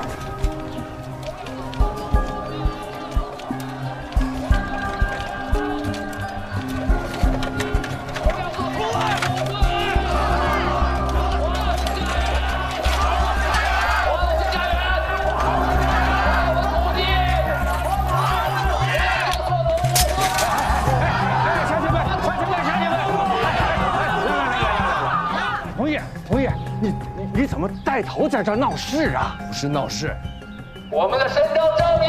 洪老师，你可算来了，快给大伙解释解释，咱们之前不是说好的吗？说好了的，大家听见了吗？好了，大家有所不知啊，人家天龙集团给我们的补偿款比元力集团多，那为啥我们村的地还是给了元力集团呢？这元力集团的老板叫江远，他是洪老师的亲戚，是洪亮的小舅子，所以我们的地批给了元力集团。大家明白为什么了吗？说一下，你这无中生有啊！你这样子，我可以去告你的。洪老师，你告我真害怕了。洪老师为什么能告我？凭什么能告我？那是因为洪亮身上那身官服，洪亮勾结自己的小舅子，以权谋私，霸占我们的土地，我们能忍吗？不能忍！我们要讨司法，抵抗！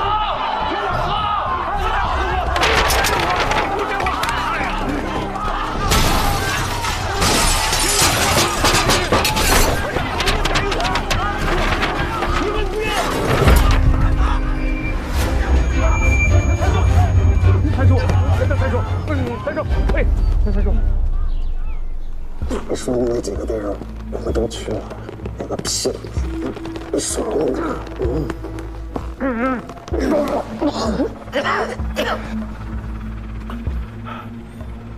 哥，我真不知道，我知道的全告诉你们了。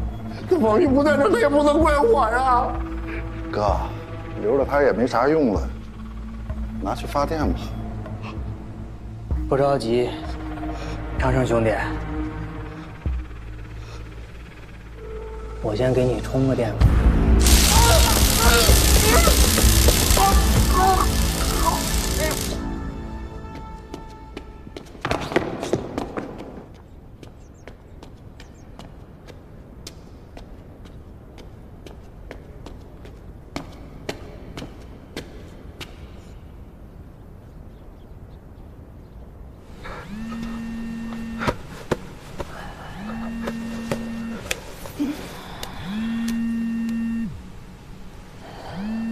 谁？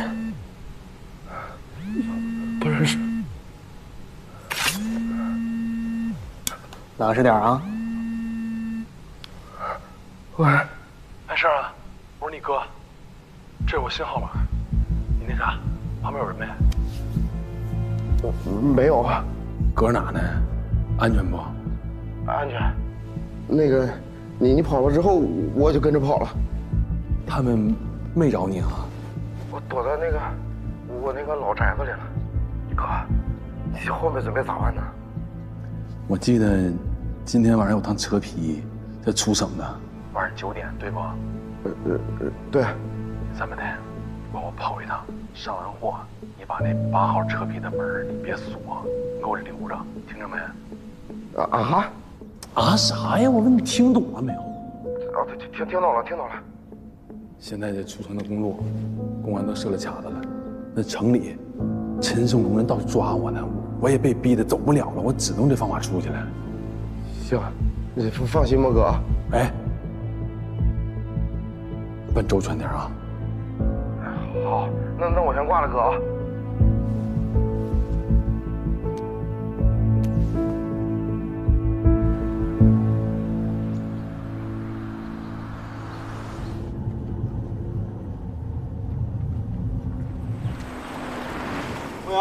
挪开，我得进去。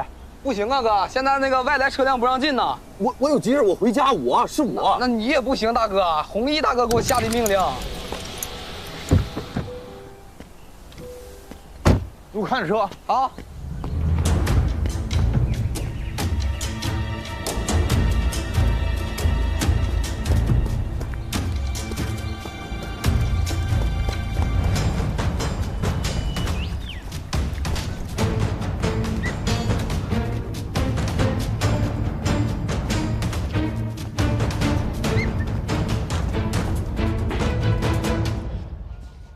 亮子回来了。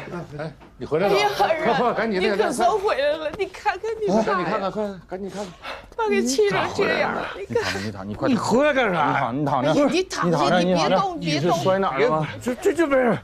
这把那真不是个东西。你怎么就说不清楚话了呢？把我主任，你说是咋回事啊？咱洪家村这块地呀，是开发区管委会规划出来的这个工业用地，原理公司啊，也就是你小舅子江远那公司。要在这儿呢建一个新能源电池厂，弘毅呢觉得补偿款给他少，他不同意啊。这前2天看你小舅子来看你父母，他就觉得什么呢？你小舅子跟你父亲为了这块地做了个扣，所以他现在啊一直在闹事儿。我们洪家的鼻祖迁移到了这个村儿，历经土质，打下了基业。600年建村，咱不跟你犟啊，这不归的呀。我们邻里和睦，安居乐业，其乐融融，互帮互助。可600年后的今天，他们家就要毁掉我们这个村儿，让我们所有的村民们。你躺着，你躺着，别动啊！慢点。今天给我们一个交代，是不是？不要！把喇叭给我。主任，给我。这是政府的决定，这事跟洪老师家一点关系都没有。你走。你给我走不了，这事得唠明白。今天你要唠啥明白？我1分钟之前主任才跟我说一个大概的，我都没听懂，我都不知道啥情况。你要唠啥明白？别揣着明白装糊涂，啥政府的决定啊？不就是你们一家人的决定吗？你们家爱占便宜，当年村里分土地，你们家就比别人多3分，你们家一直如此。弘毅，咱说话讲点良心，你别说我们家一直怎么着，我家啥人，我妈啥人你不知道吗？我爸是教咱们的老师。你老师啥样你不知道啊？你说我忘了，当年村里集资盖校舍，现在这个老校舍啊，成你们家仓房了，堆的全是你们家东西。那里头只有一样东西是我们家的，就是那个脱骨机。另外的都是洪老师的用过的教具啊。那洪老师说那是个老物件，得留下来，以后给学生们当展览用。那怎么能说是我们家东西呢？好，大娘，咱们说现在你小舅子拉了一车礼物给你们家送礼，不就是为了把村里的地卖了吗？你们收了多少回扣，自己心里没数吗？我小舅子来咱村是人家公事儿，人出差来了，顺便来看看我爸我妈，你看老人你空个爪子呀？他是为了看老人吗？没有征地的事他能来吗？洪亮，你结婚多少年了？甭说你小舅子，你媳妇儿回来过几次，你自己心里清楚。你个臭小子，那是我们家事儿，用得着你在这胡咧咧？你走，你走，你走。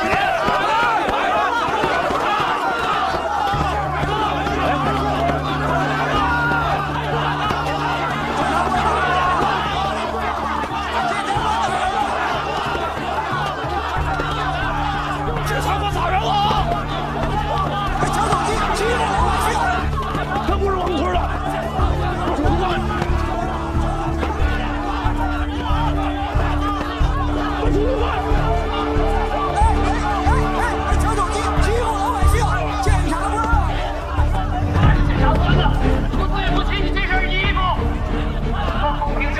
传统的骄傲，你就是村里的败类。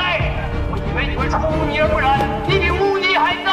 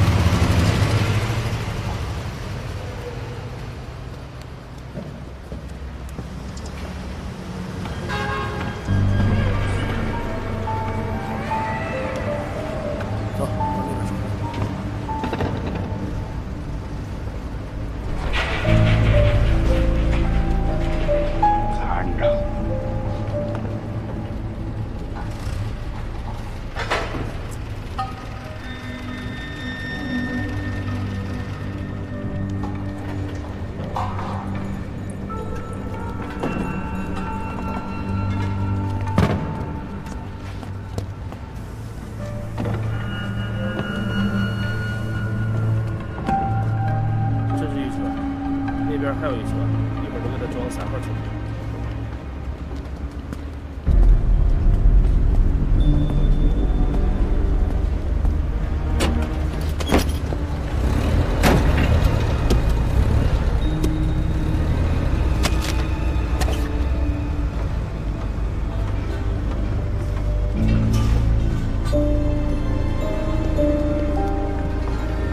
兄啊，给他打电话。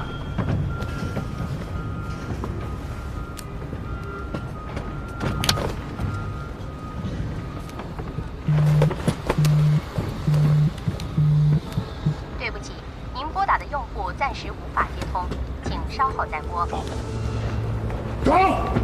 大头，看着。熊哥，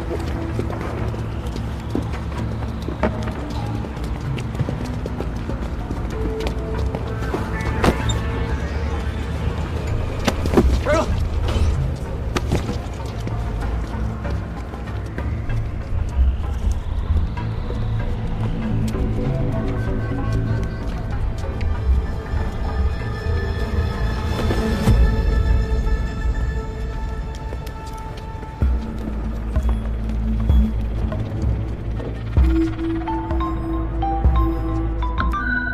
喂，李现，我是王宇，我现在自首还来得及吗？来得及。怎么了？想通了？我跟程胜龙闹掰了，他现在想要弄死我，他带了很多人来我这火场，你能不能过来接我一趟？我马上就过去，最多20分钟，你坚持住，等我啊。还有个事儿，陈胜龙他可不是最大的，你得去查，他背后有个叫那个于建成，他跟那个江源在合作。你快点儿，你来晚了，我真就让他们给弄死了。喂，王玉，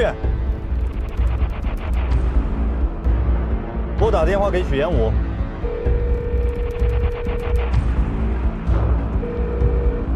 喂，老许，李姐，王玉现在在集散中心，他有危险，你马上派人过去。我也在路上。好啊，不多说了，快点啊！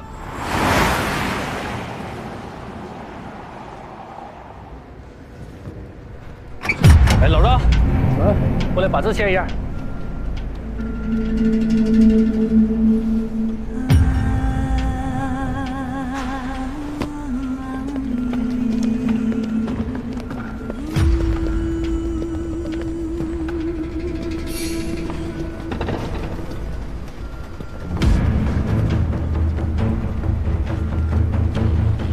去那边看看。我仔细找。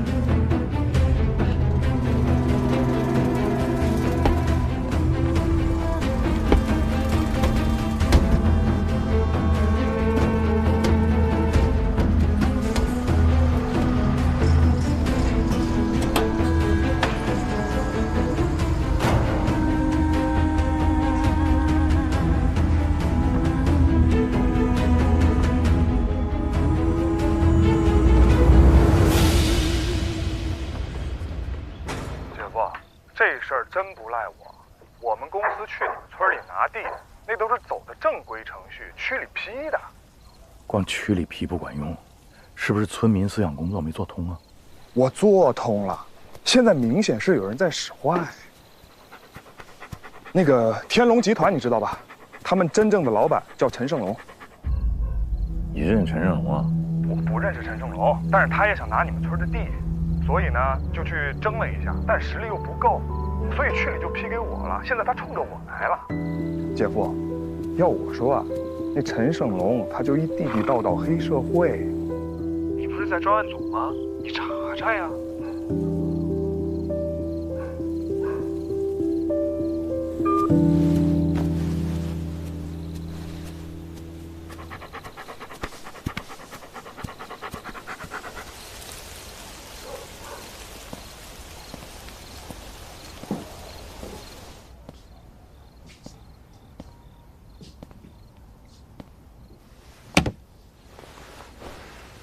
儿子，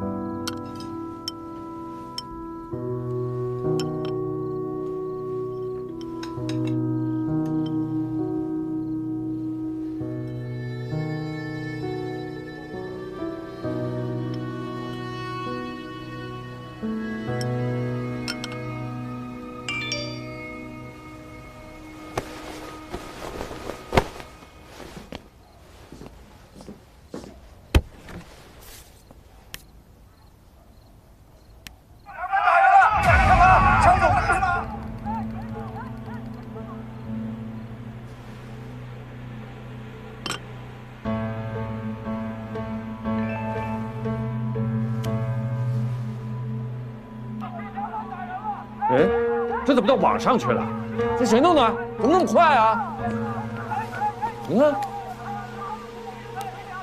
哎呀，我这手机上也有，你看看，这不全都有了啊？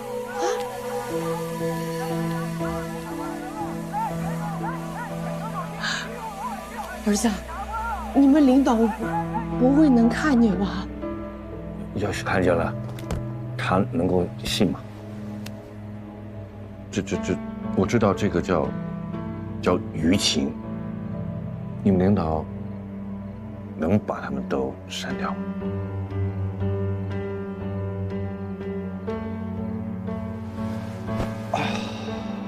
儿子，那你们领导要是能看见这个，你这身衣服是不是就保不住了？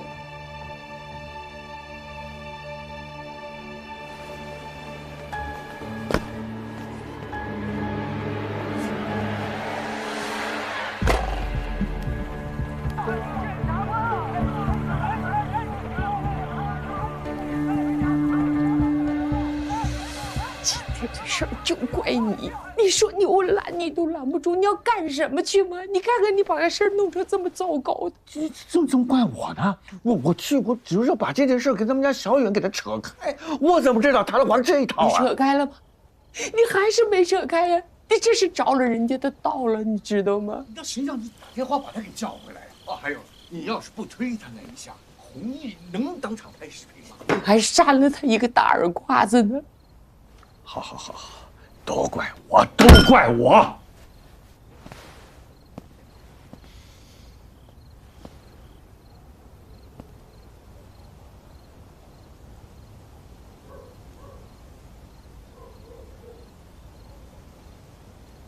走，趁着天黑，今晚就走，离开这里，离开洪家村儿。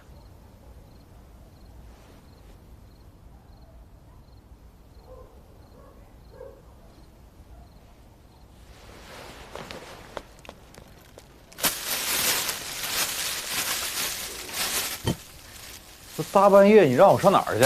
你哪儿来回哪儿去。那人明天弘毅再来怎么办？那明天要再来，你在这儿那就是个麻烦。你要是不在这儿，一切就烟消云散。他散不了，人明天带更多的人过来，指名道姓骂你，骂咱家，欺负你们，咋办？他们来干什么我们管不了，但是我只要管住你爸这张嘴，那就啥事儿都没有。不是，快走！我爸我妈在这儿，然后他们……哎呀，你快走吧！你快走！你快走！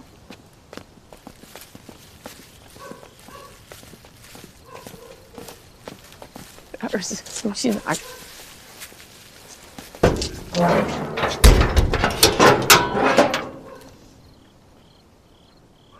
一鱼一山，一残一帆，沧海桑田，光阴流转。记忆里，一个忙碌的身影不断，一字一句，一来一去，风来云去。我儿子随时给我打电话。回忆里永远等待的话语，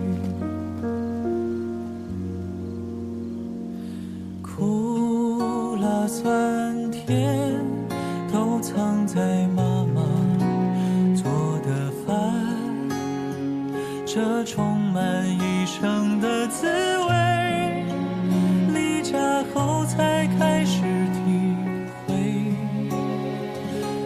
故事结尾，总伴随离别的眼泪，一句放心，给你最后的安慰。为了时间的能看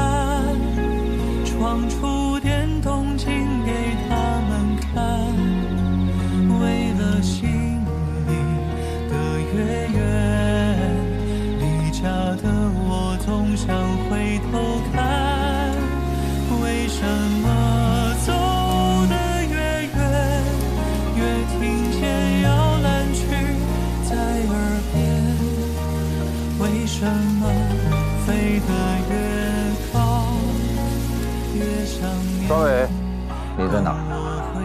我现在还在洪家村呢。你那边的情况我们了解了一些，这样，你先在洪家村待命。这不赖我。那这么的，我今天我回海州完了，我跟您当面说明一下就行。组织需要进一步了解情况，让我相信。知道了。故事结尾，总伴随离别的眼泪，一句放心，给你最后的安慰。为了时间的能看，闯出点动静给他们看。为了心里的月圆，离家的我总想回头看。大哥，你到哪儿了？我藏不住了，我都。我已经进大门了，我现在左转，马上就到你楼下。哎，开反了！你开反，你往回开。什么？我在我车顶上，我进那个铁轨，我车顶上。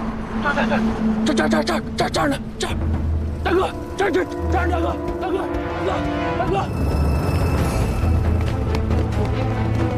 我看到了。你跑！行。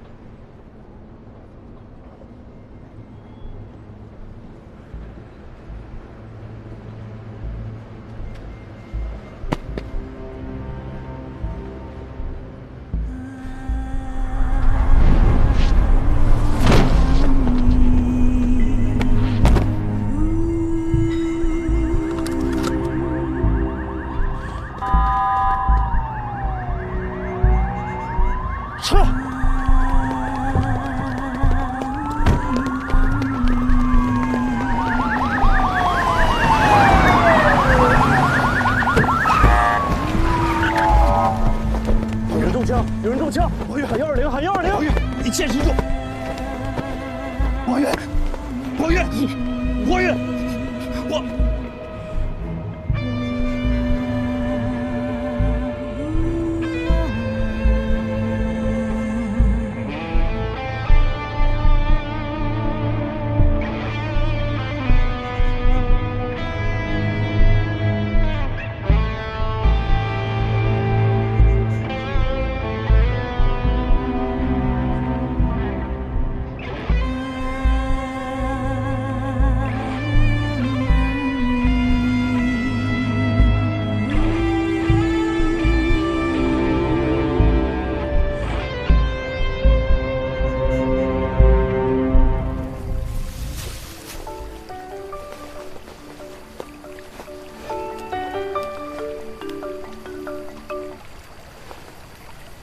洪亮，你在哪儿呢？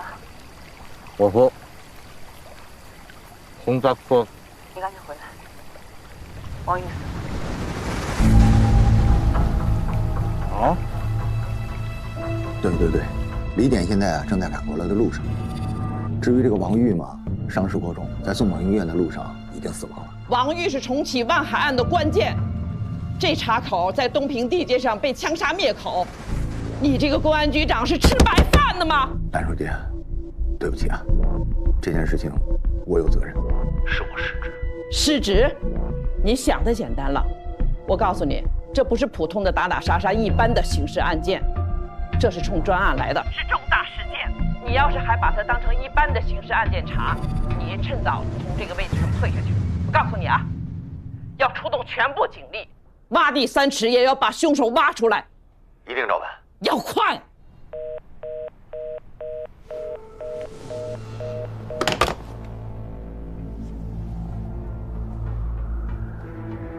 宋组长，经排查，发现事故当天晚上在矿区出没的可疑男子。经当班组长陈辉比对，基本可以确认，此人正是涉嫌制造人为事故的熊二强。把视频送到省技术中心做技术还原。是。你们都仔细排查过吗？查过了，视频有点模糊，匹配人员较多，排查过程很复杂。筛查出当天晚上出现在矿山10公里范围左右内所有的可疑人员。是。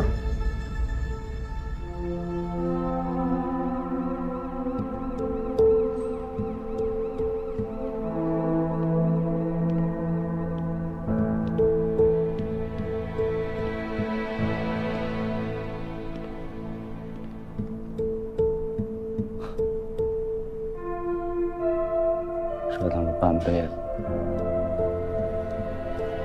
就折腾出俩包来。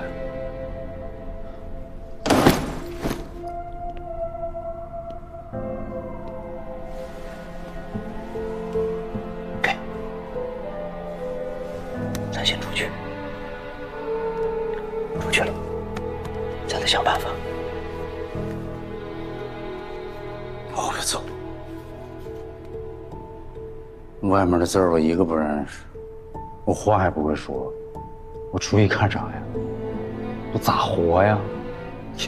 给外国人平事儿去，聊得明白吗？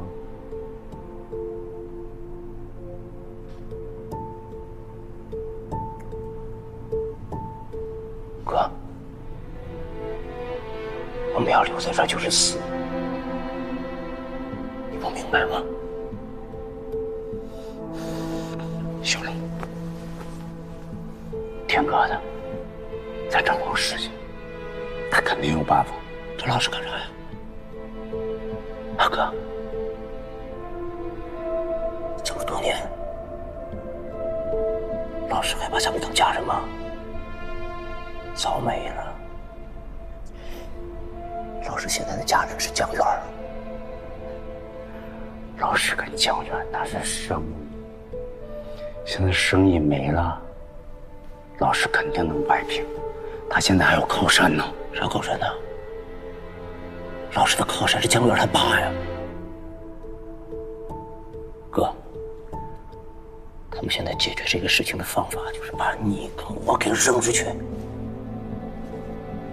不会的，不会的。老师干不出卸磨杀驴、过河拆桥的事儿，他不是这种，他就是这样的人。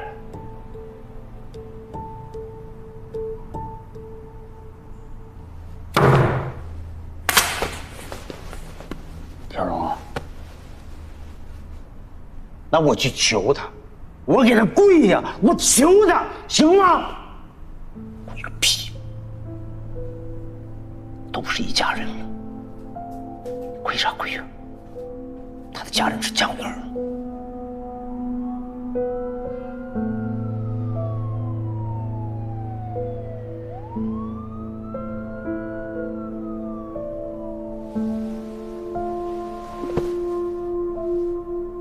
小荣，你走吧。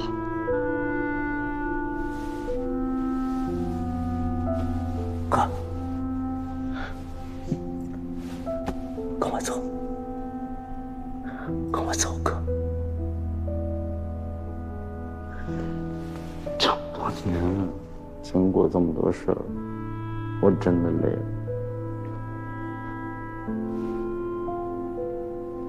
你走吧，我去找老师去。走。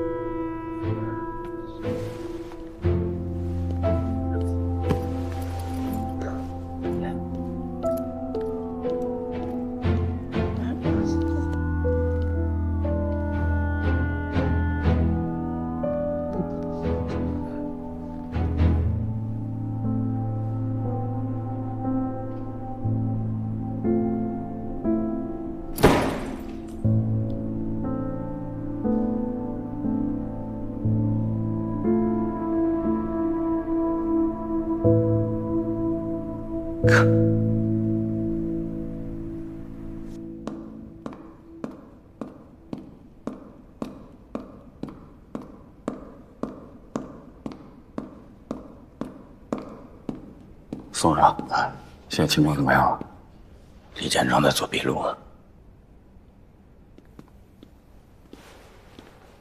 宋队，哎，细菌，哎，好，我介绍一下，这是咱们海东省检察院第11部的检察官曹野。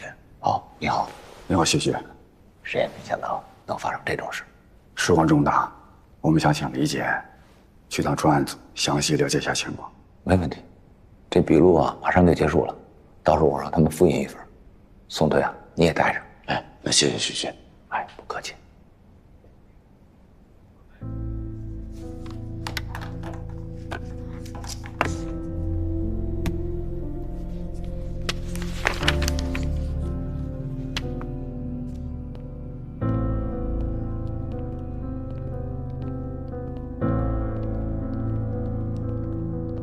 我来就是想给你一个机会，给你一个自首的机会。说清楚你是陈胜龙的枪，天龙集团处心积虑的要拿万海的矿。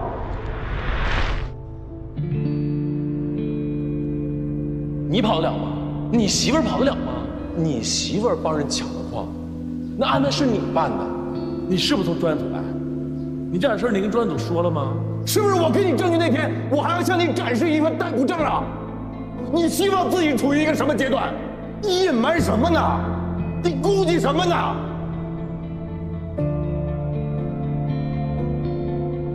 你可千万不能说呀！这个家怎么办？孩子怎么办？琪琪还小，这个家不能散呀！那我要不说，老师后来自己知道了，那我不更说不清楚吗？官儿做的越大，责任越大。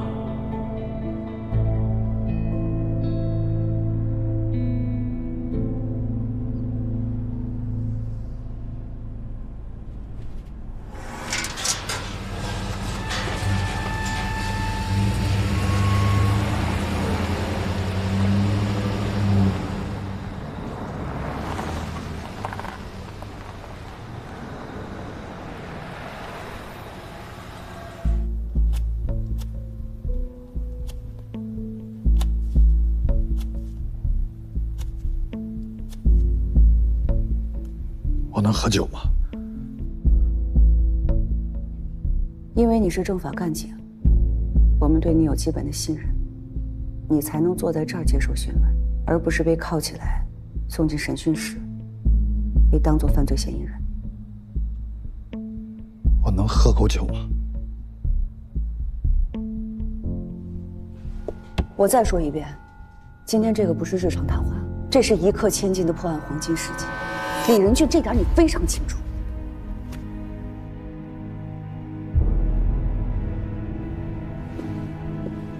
你刚才说你是去接王玉，把他接到专案组来自首，你怎么证明？现在王玉还没有离开物资集散中心就被打死，你怎么洗脱你的嫌疑？李仁俊，我告诉你，我现在随便抓一个小孩过来，他都会觉得这事儿就是你干的，你就是王玉的保护伞。眼看事情败露了，你不得不杀他灭口。你们就是这么推理案情的？那你告诉我应该怎么推理？你怎么向组织解释？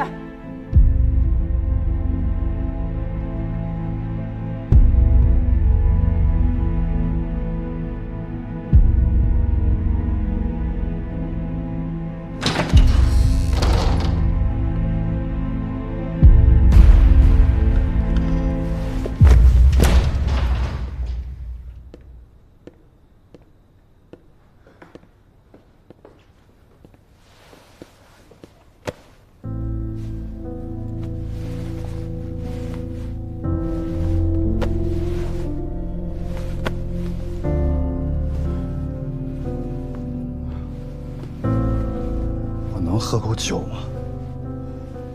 能，还是不能？子越，你去找找。后备箱。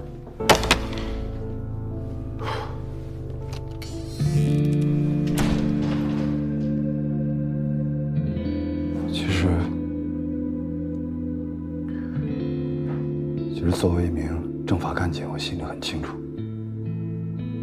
首先要做的就是诚实坦白。如果连诚实和坦白都做不到，那法律的公平正义又从何说起呢？可是太难了，有几个人又能做到真正的诚实和坦白呢？我要是能早一点明白这个道理，上次你们找我谈话的时候，我能坦白，也许王玉就不会死啊。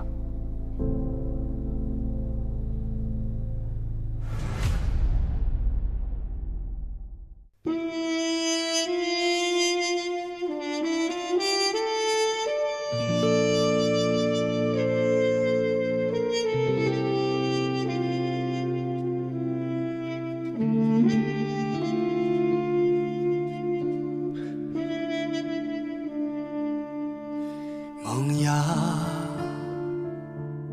藏进土壤，阴暗着窗，窥不见光，何时探出希望？迷雾不再隐藏，时刻寻觅生长，直到无从遮挡。做一朵野火里烧不尽春风来吹，又生冷冬里盛开的花，灰烬里挣脱，要真相不在沉默中掉落。做一朵狂风也遮不完凌云中开不败的冷冬花，写成写之光，让乌云轻擦。烧不尽春风来吹，又生冷冬里盛开的花，灰烬里挣脱，要真相不在沉默中掉落。做一朵狂风也遮不完凌云中开不败的冷冬花，写成写之光，让乌云轻洒。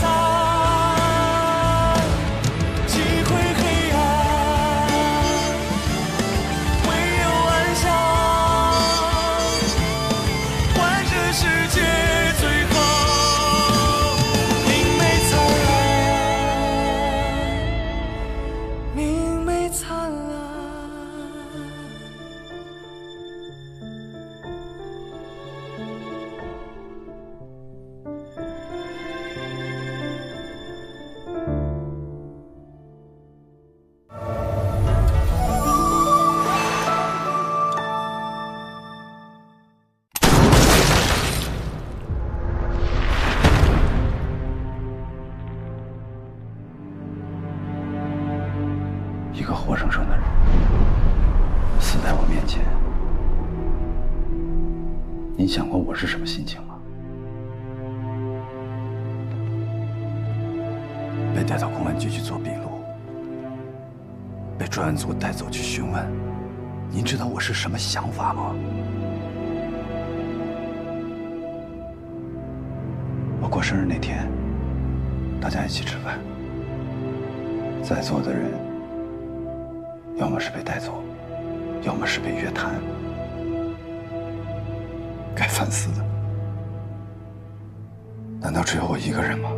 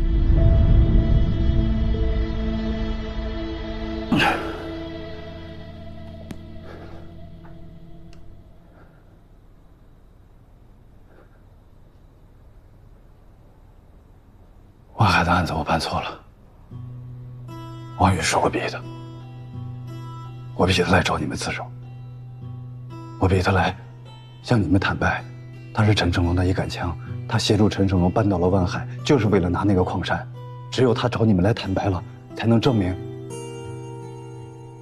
我是被他们利用的，我不是故意要办错案子，我可以陪你一起去，把事情说清楚。我说你们当官咋都这样呢？啊，好事全都要，碰见事就跑，你是人吗你？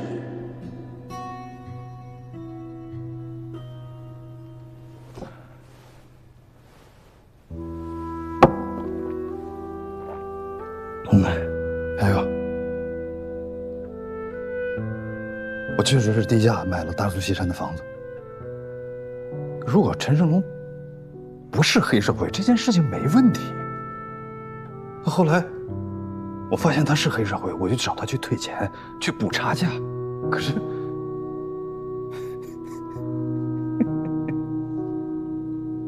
说完了，你不让退了。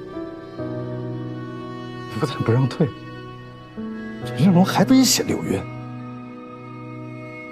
这种情况我怎么办？我敢说吗？我不敢，我害怕，我害怕柳云说不清楚。那是我老婆，红亮，那是我老婆呀！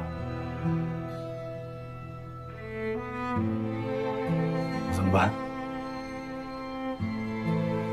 我还是去找王宇，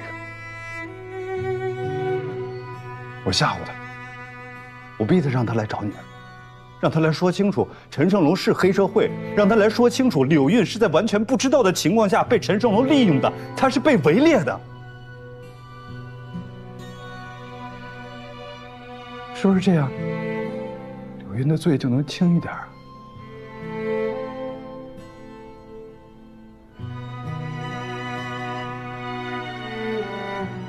我错了，我一直心存侥幸心理，我一直在想办法来掩盖自己做的错事。我愿意接受任何处分。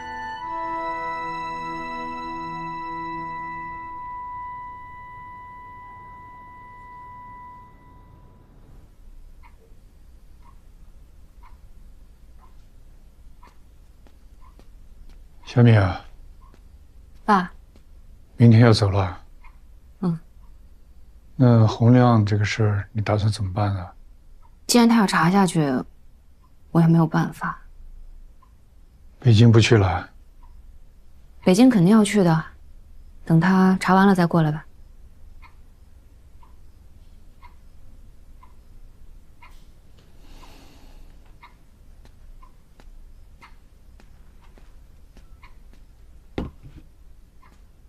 爸，这么多年了，洪亮什么性格你也知道。他虽然表面上看着嘻嘻哈哈的，但一查起案子来啊，就是重。所以咱们就让他把手头这个案子查完吧。那你一个人在北京忙得过来啊？我是想我可以先带豆豆过去适应适应，如果真的忙不过来的话，就请个阿姨先帮帮忙。小敏啊，你坐下。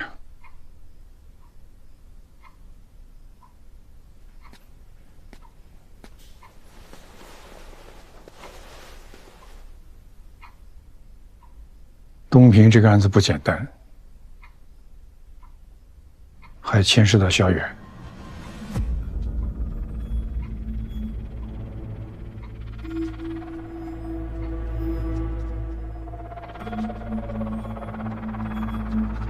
爸，你是不是弄错了呀？爸，到底什么情况？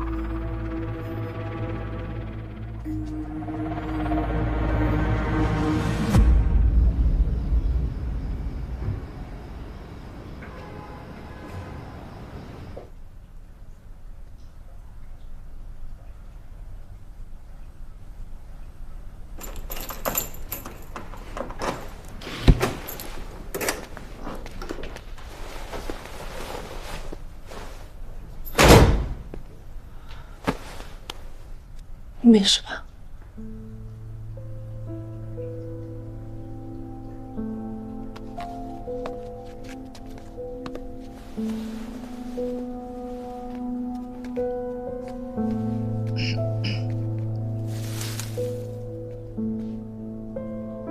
专案组都问你什么了？王玉的死跟专案组有什么关系吗？万海案、乔振兴案还有矿难，都跟王玉有关联？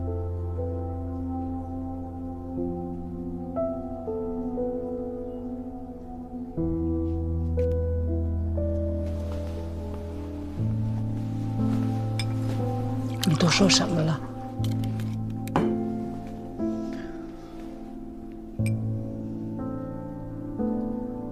饿不饿？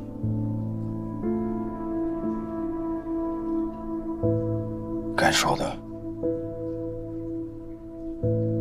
我都说了。什么是该说的？你说什么了？王玉为什么死在你怀里？他觉得有危险，为什么不联系公安，反倒联系你这个检察长？他是怎么找到你的？我听说还是你报的案。小姨，天都快亮了，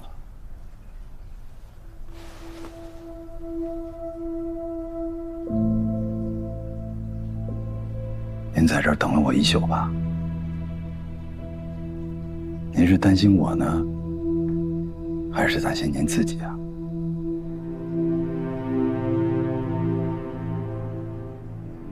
一个活生生的人死在我面前，您想过我是什么心情吗？被带到公安局去做笔录，被专案组带走去询问，您知道我是什么想法吗？我也在反思。我过生日那天，大家一起吃饭，在座的人要么是被带走，要么是被约谈。我想不明白这到底是为什么。东平政法系统怎么就成了今天这个样子？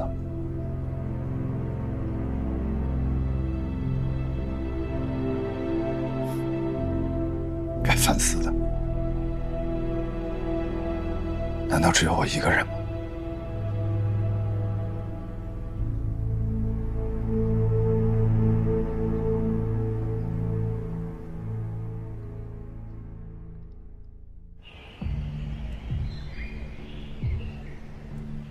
技术还原的结果出来了，也进行了仔细的排查和对比。我们筛选出了30人，但大部分人不在海东，走访难度比较大。这些就是筛选出来的人。同志们，关键的时刻到了，我希望大家咬紧牙，坚持住，一丝都不能松懈。首先对这30人做背调，尤其是他们的社会关系调查。咱们大家众志成城，打好这一仗。是。对于发生在东平市的这起恶性枪击事件，市委领导高度重视。我命令从各分局抽调刑侦骨干，务必抓获凶手。是。另外，积极配合专案组工作，对盘踞在东平的黑恶势力深挖细查，绝不姑息。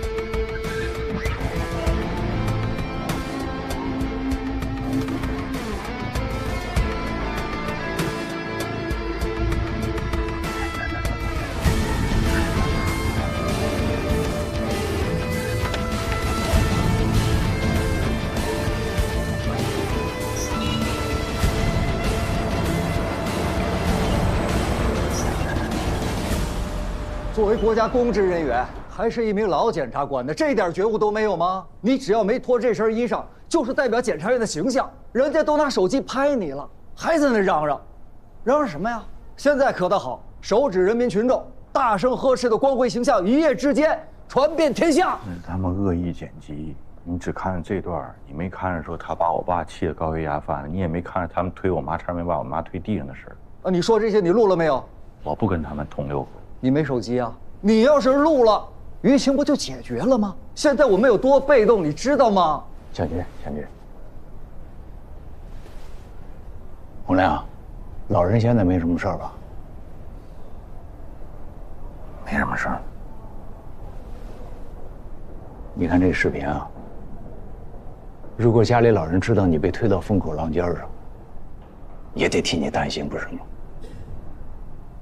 对了，你刚才说的拿手机拍你的人，不是你们村的，查过没有？是哪个村的？我跟谁查去？现在村里这个情况这么复杂。你说我爸呢，你一辈子都没离开这个村，他都说他不认识，没见过。不好办。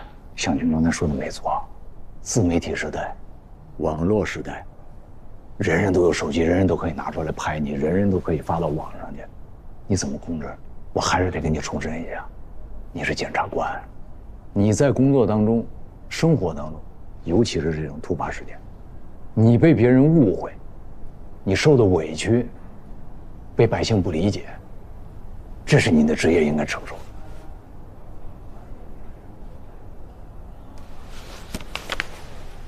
你看看这个，刚刚收到了最高检领导的指示，要求我们尽快的查清事实，汇报给最高检新闻办。我们得消除影响啊，我们得回应老百姓关切的事情。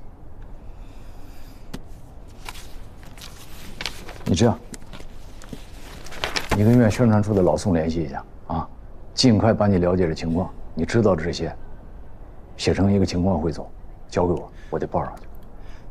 但领导，我现在专案组那边工作正是最吃紧。你哪儿那么多废话？舆情不解决好，你就给我老老实实在家待着。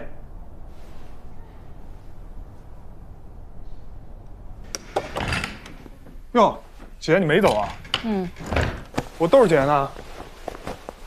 跟阿姨出去了。哎，你过来。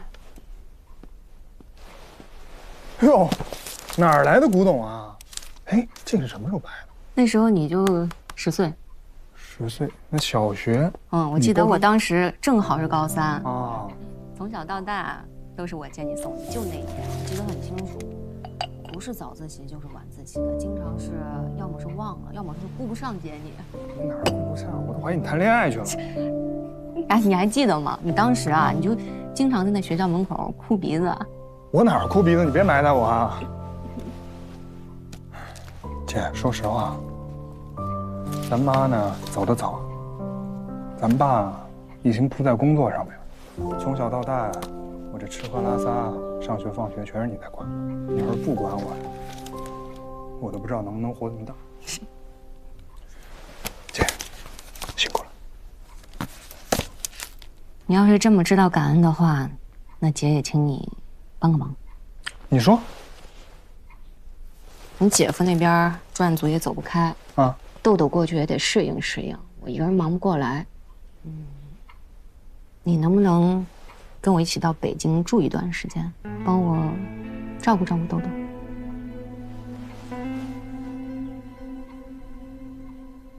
不是姐，我这个项目啊，现在是最关键的时刻，你也知道。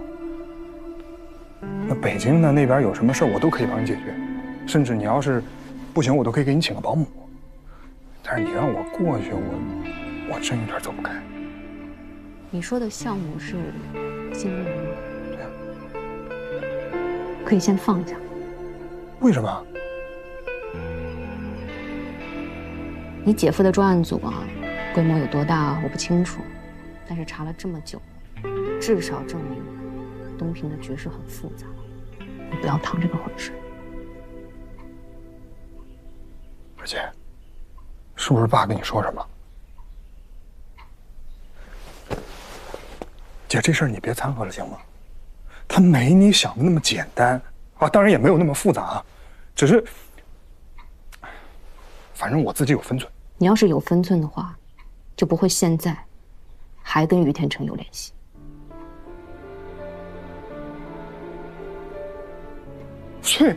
所以就是爸让你来跟我聊的了。姐，你怎么跟爸一样？你们根本就不在乎我想要什么，你们只在乎自己想要什么。我实话告诉你，这个事我忙活了3年了，我不可能说放就放。我就把话撂这儿，你要是不听爸的，不听我的，这个家早晚会毁在你手里。你从小到大，爸给你擦过多少次屁股啊？车祸的事儿，对你的教训还不够大吗？所以我不需要你们帮我，我自己能解决。解决？你怎么解决呀？江源，我告诉你，你要是继续跟于天成这样下去的话，你跟黑社会有什么两样啊？那你去举报我，你让姐夫来抓我。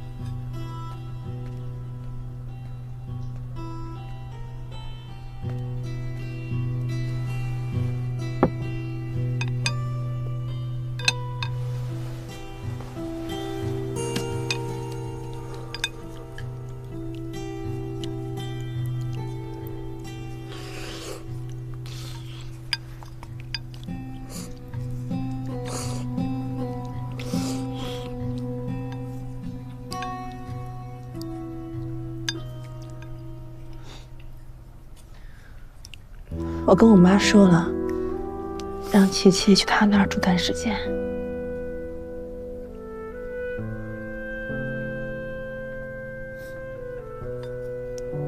今天送她过去的路上，她跟我说了你跟她讲的那个故事。生孩子一眨眼就长大了，也懂事了。日子过得真快呀！啊，对了，你的衬衣、简服我都给你洗好了、熨好了，放在那个柜子里了。银行卡加他结婚证里面，就放在床头柜的那个抽屉里。还有，冰箱里被我填的差不多了。我买了蔬菜、水果、鸡蛋、牛奶，都是你爱吃的。我还买了一些速冻食品，但你……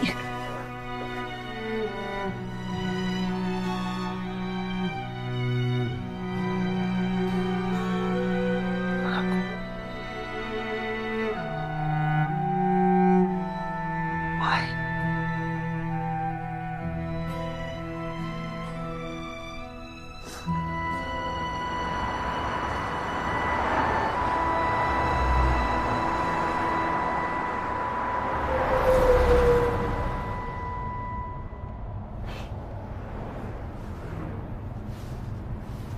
笑什么呀？没什么，我就是突然想起了你的那辆小毛驴儿。你是说咱家那辆小摩托？还是二手的。现在特别怀念咱俩以前的时候，你骑着车带着我去看电影，吃路边摊儿，压马路。那时候日子多简单呀！这后来结了婚了，生了孩子，买了房，官越当越大，日子越过越好。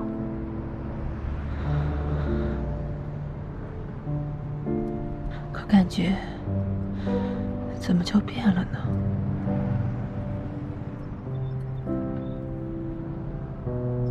人杰，我们还能回到以前吗？别怕，把问题交代清楚，就会过去的。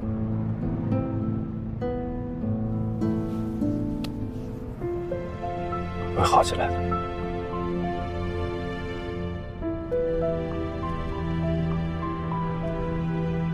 一定会好起来。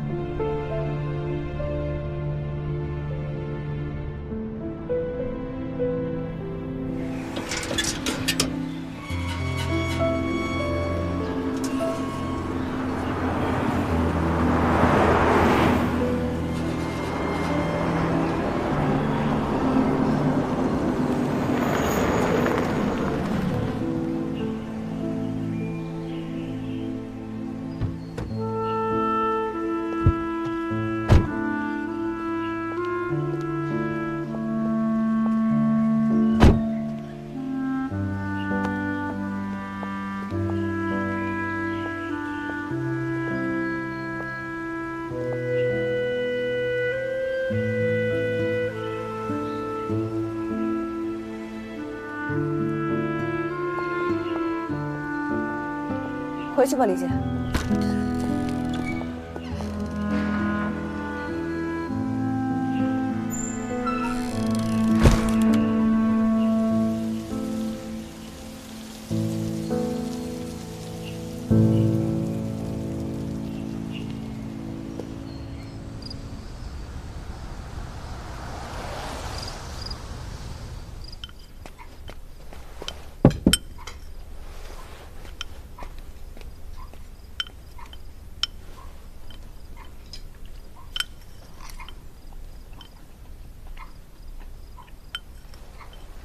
咱爸那边怎么样啊？要不要安排个医院检查一下啊？没事，放心吧。别总放心放心的了。上次爸妈体检是什么时候？不到1年。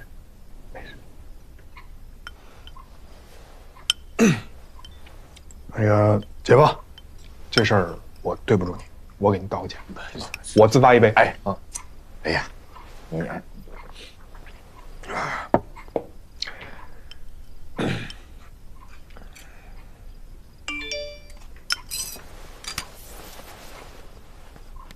舆情处理的如何？能否归队？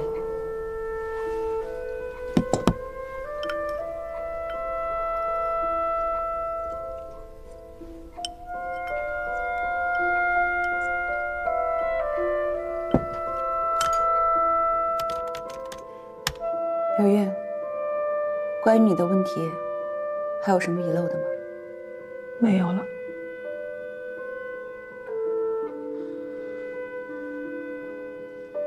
我的事，会对任俊有影响吗？我向组织保证，这些事他完全不知情。他如果知道，他一定不会同意我这么做的。我不想因为我连累了他。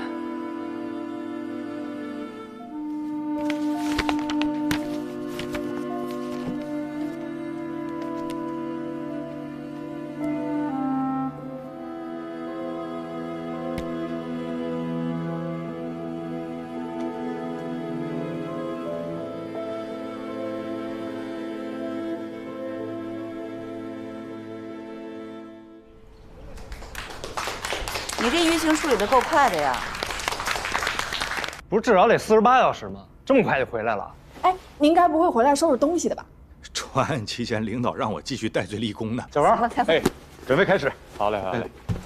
这是监控录像的截图，已经高清修复过了啊。我们也筛选出体貌特征极度相似且当天在矿区附近出现过的犯罪嫌疑人。那其中有一个人呢，他经常往返于新世界垃圾场和天龙集团之间。根据我们的调查呀，这个垃圾场实际上就是天龙集团全资控股。我们也高度怀疑此人为矿难制造的犯罪嫌疑人。另外还有一条新的消息是关于王玉枪击案的调查进度。目前我们基本可以锁定，枪手在行凶期间所开的汽车也属于新世界垃圾场。我们看一下这个人，这个人叫熊磊。我们也很奇怪，怎么也查不到此人的银行、住宿、交通等相关的社会信息，这也给我们的调查难度增加了很多。此人反侦查能力极强。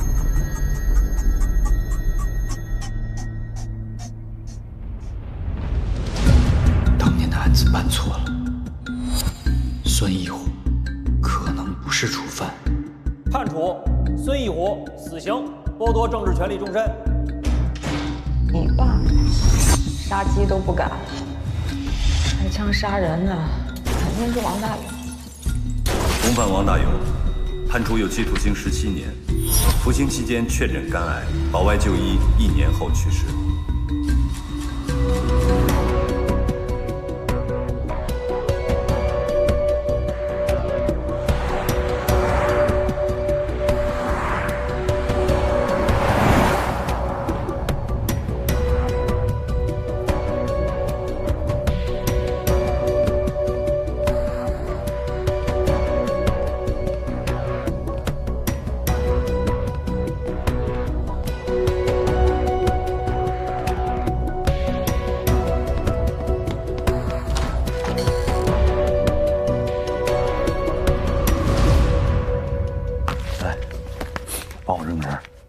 今儿认不认识？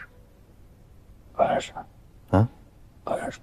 前一段你刚帮人家掩盖矿难了，你帮人这么大忙，你不认识他？我说过了，孙飞让我干的，具体帮谁我不知道。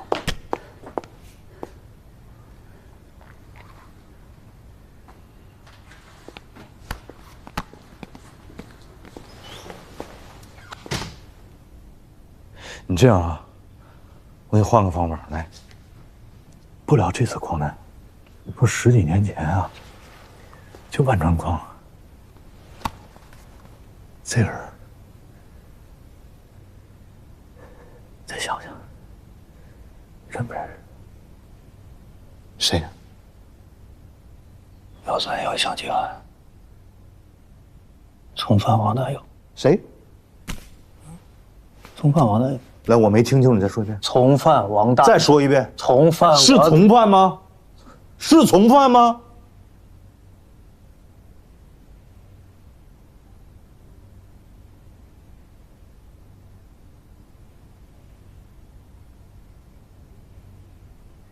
主犯王大勇。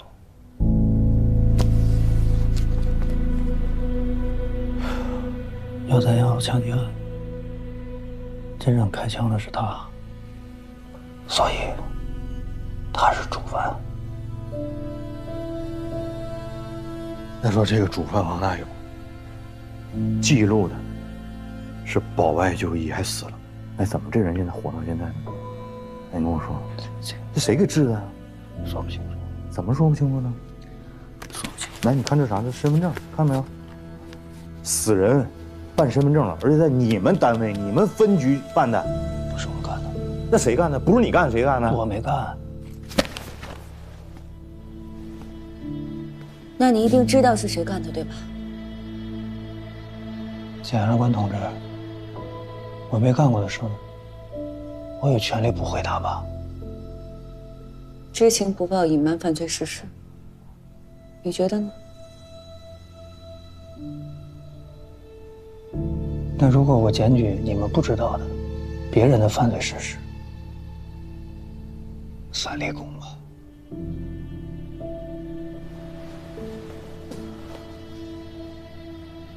孙飞亲自办的，他用他的权力填的资料，让户籍科走的流程，具体帮他操作的那个人员，后来被他调走了。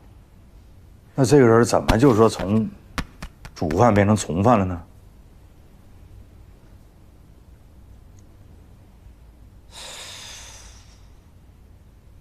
？131枪击案根本就不是什么抢劫案，当年万海跟那个隔壁那个大成矿业有利益冲突，这个王大勇就是大成矿业派的，让他冲着杀万海去。事发之后，篡改证词，颠倒主从犯身份，都是孙飞做的。有几件事儿我在场。孙一虎在签他那个认罪笔录的时候，我从他的眼睛里边是一点光都看不到的。他小声跟我说，他要的就是这个死。还有杨正，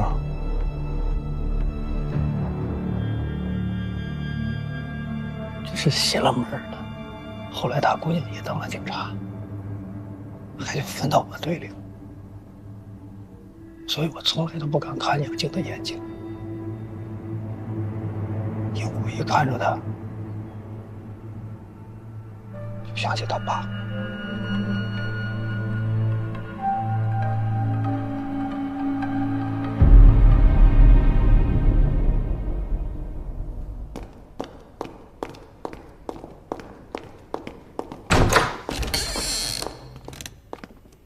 孙飞，你挺厉害呀！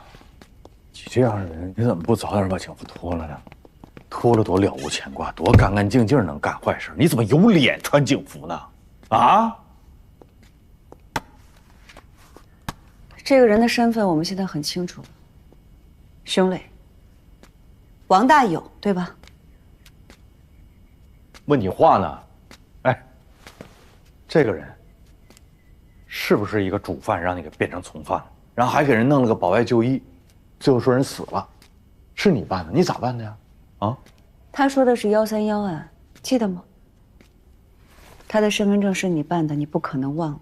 你这么给人放了，你放一条狼出来呀，逮谁咬谁呀？出来干了多少坏事？哎，一个矿难，2死6重伤啊，还杀了王玉，你把他放了，他杀人了，你不也等于杀人？你手上沾血了呀？啊？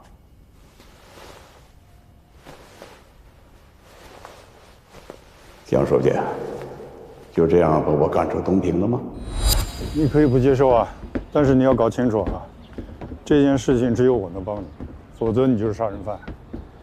监狱和离开东平，你选吧。我可以接受，但是你必须再帮我一个忙。别给我得寸进尺了。开枪那人叫王大有，我把他当儿子。你必须帮我把他捞出来，这样我马上离开东平。于天生，这个事儿我不可能帮你办，啊！你想让我犯罪啊？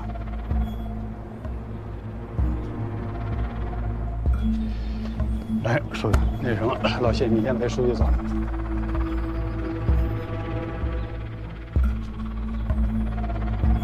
什么名字？王大有是吧？我帮你办。能让一个人假死，比另一个身份活着。这么大的事，你一个人干不了。孙飞，你没有什么想跟我们说的吗？孙飞，咱别整这出。事已至此，你自己啥情况你最清楚，对吧？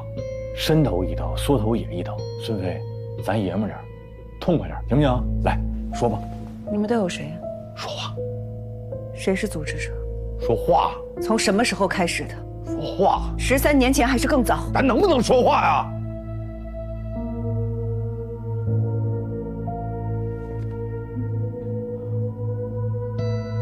孙飞，你想玩零口供是吧？好。孙飞，那我就让你看看，说你零口供，我能不能定你死罪难逃啊？我跟我同事，我们一定会努力的，我们一定不辜负你，我们一定认认真真对待你这个案子，给你判的实实在在的，给你证的清清楚楚，我让你死的心服口服。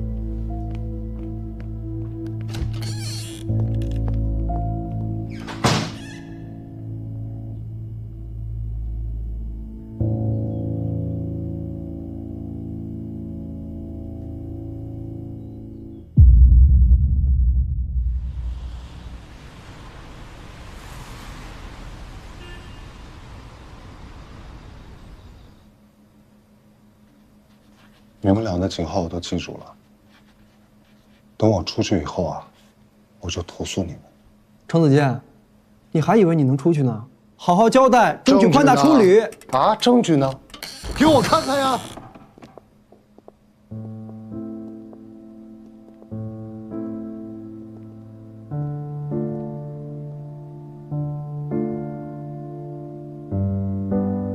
你来干嘛呀？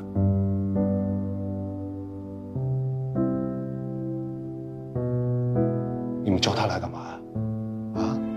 这事儿跟他没关系，你们叫他来干嘛呀？郑亚平，你把他带来干嘛呀？说话，郑亚平，这事儿跟他没关系。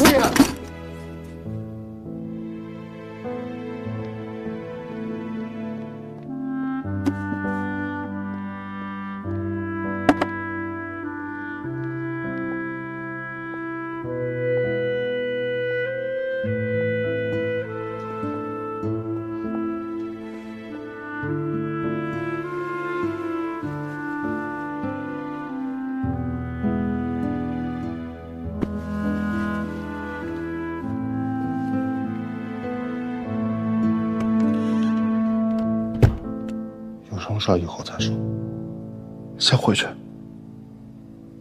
还有以后。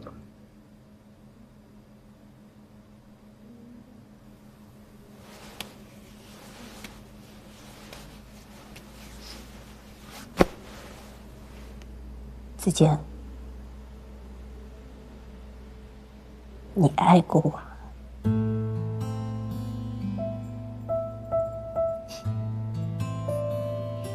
为什么骗我？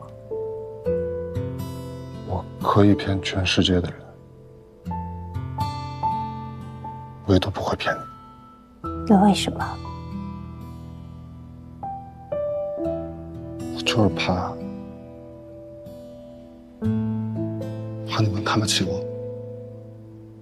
如果我还是一个县里的小公务员，你哥会把你介绍给我，你会看上我吗？你就是这么看我和我哥的。我说的没错呀，都是实话。在我的认知里，就是这个样子。每一个人从出生开始就得自己去抢。我真的不想就这么平凡的过一辈子呀。我就是想出人头地，过好日子，有错吗？所以你就要去犯罪吗？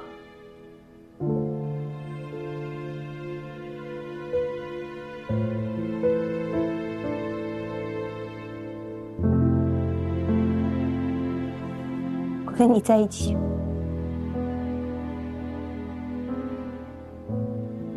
是因为我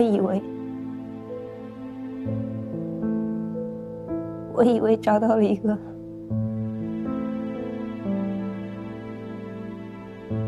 全心全意爱我的人。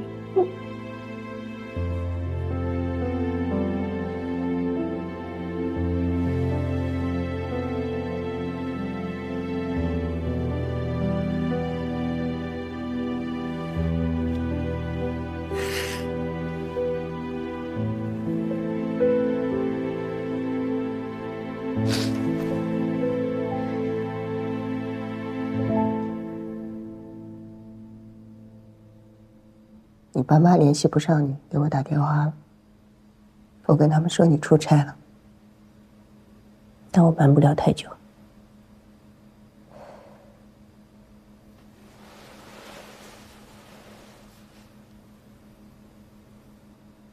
你一直都是叔叔阿姨的骄傲，曾经也是我的骄傲。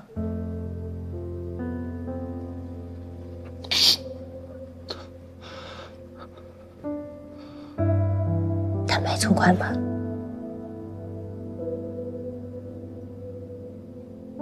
到此为止。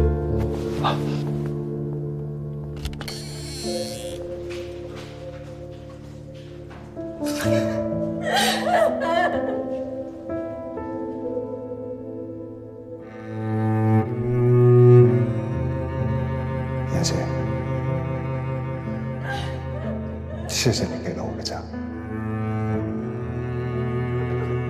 余生还请继续指教。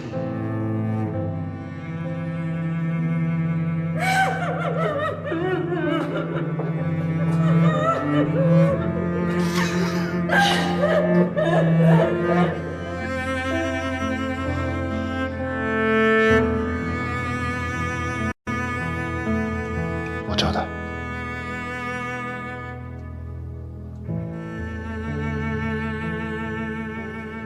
我着的。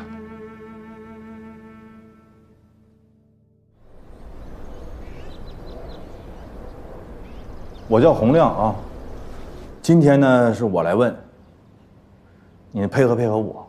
我配合你啥呀？说13年前，你们这个万昌矿有个131案，死了俩人。最近我重新梳理了一下这个案子，发现人家这个目的呢还不是抢劫，人家就是要杀人。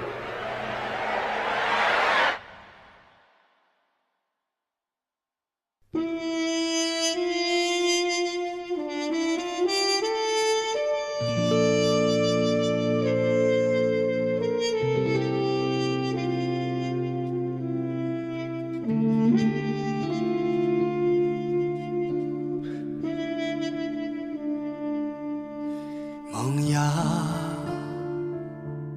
藏进土壤，阴暗着窗，窥不见光，何时探出希望？迷雾不再隐藏，时刻寻觅生长，直到无从遮挡。做一朵野火里烧不尽春风来吹，又生冷冬里盛开的花，会经历挣脱，要真相不在沉默中掉落。做一朵狂风也遮不完凌云中开不败的冷冬花，写成结之光，让乌云尽藏。烧不尽春风来吹，又生冷冬里盛开的花，会经历挣脱，要真相不再沉默。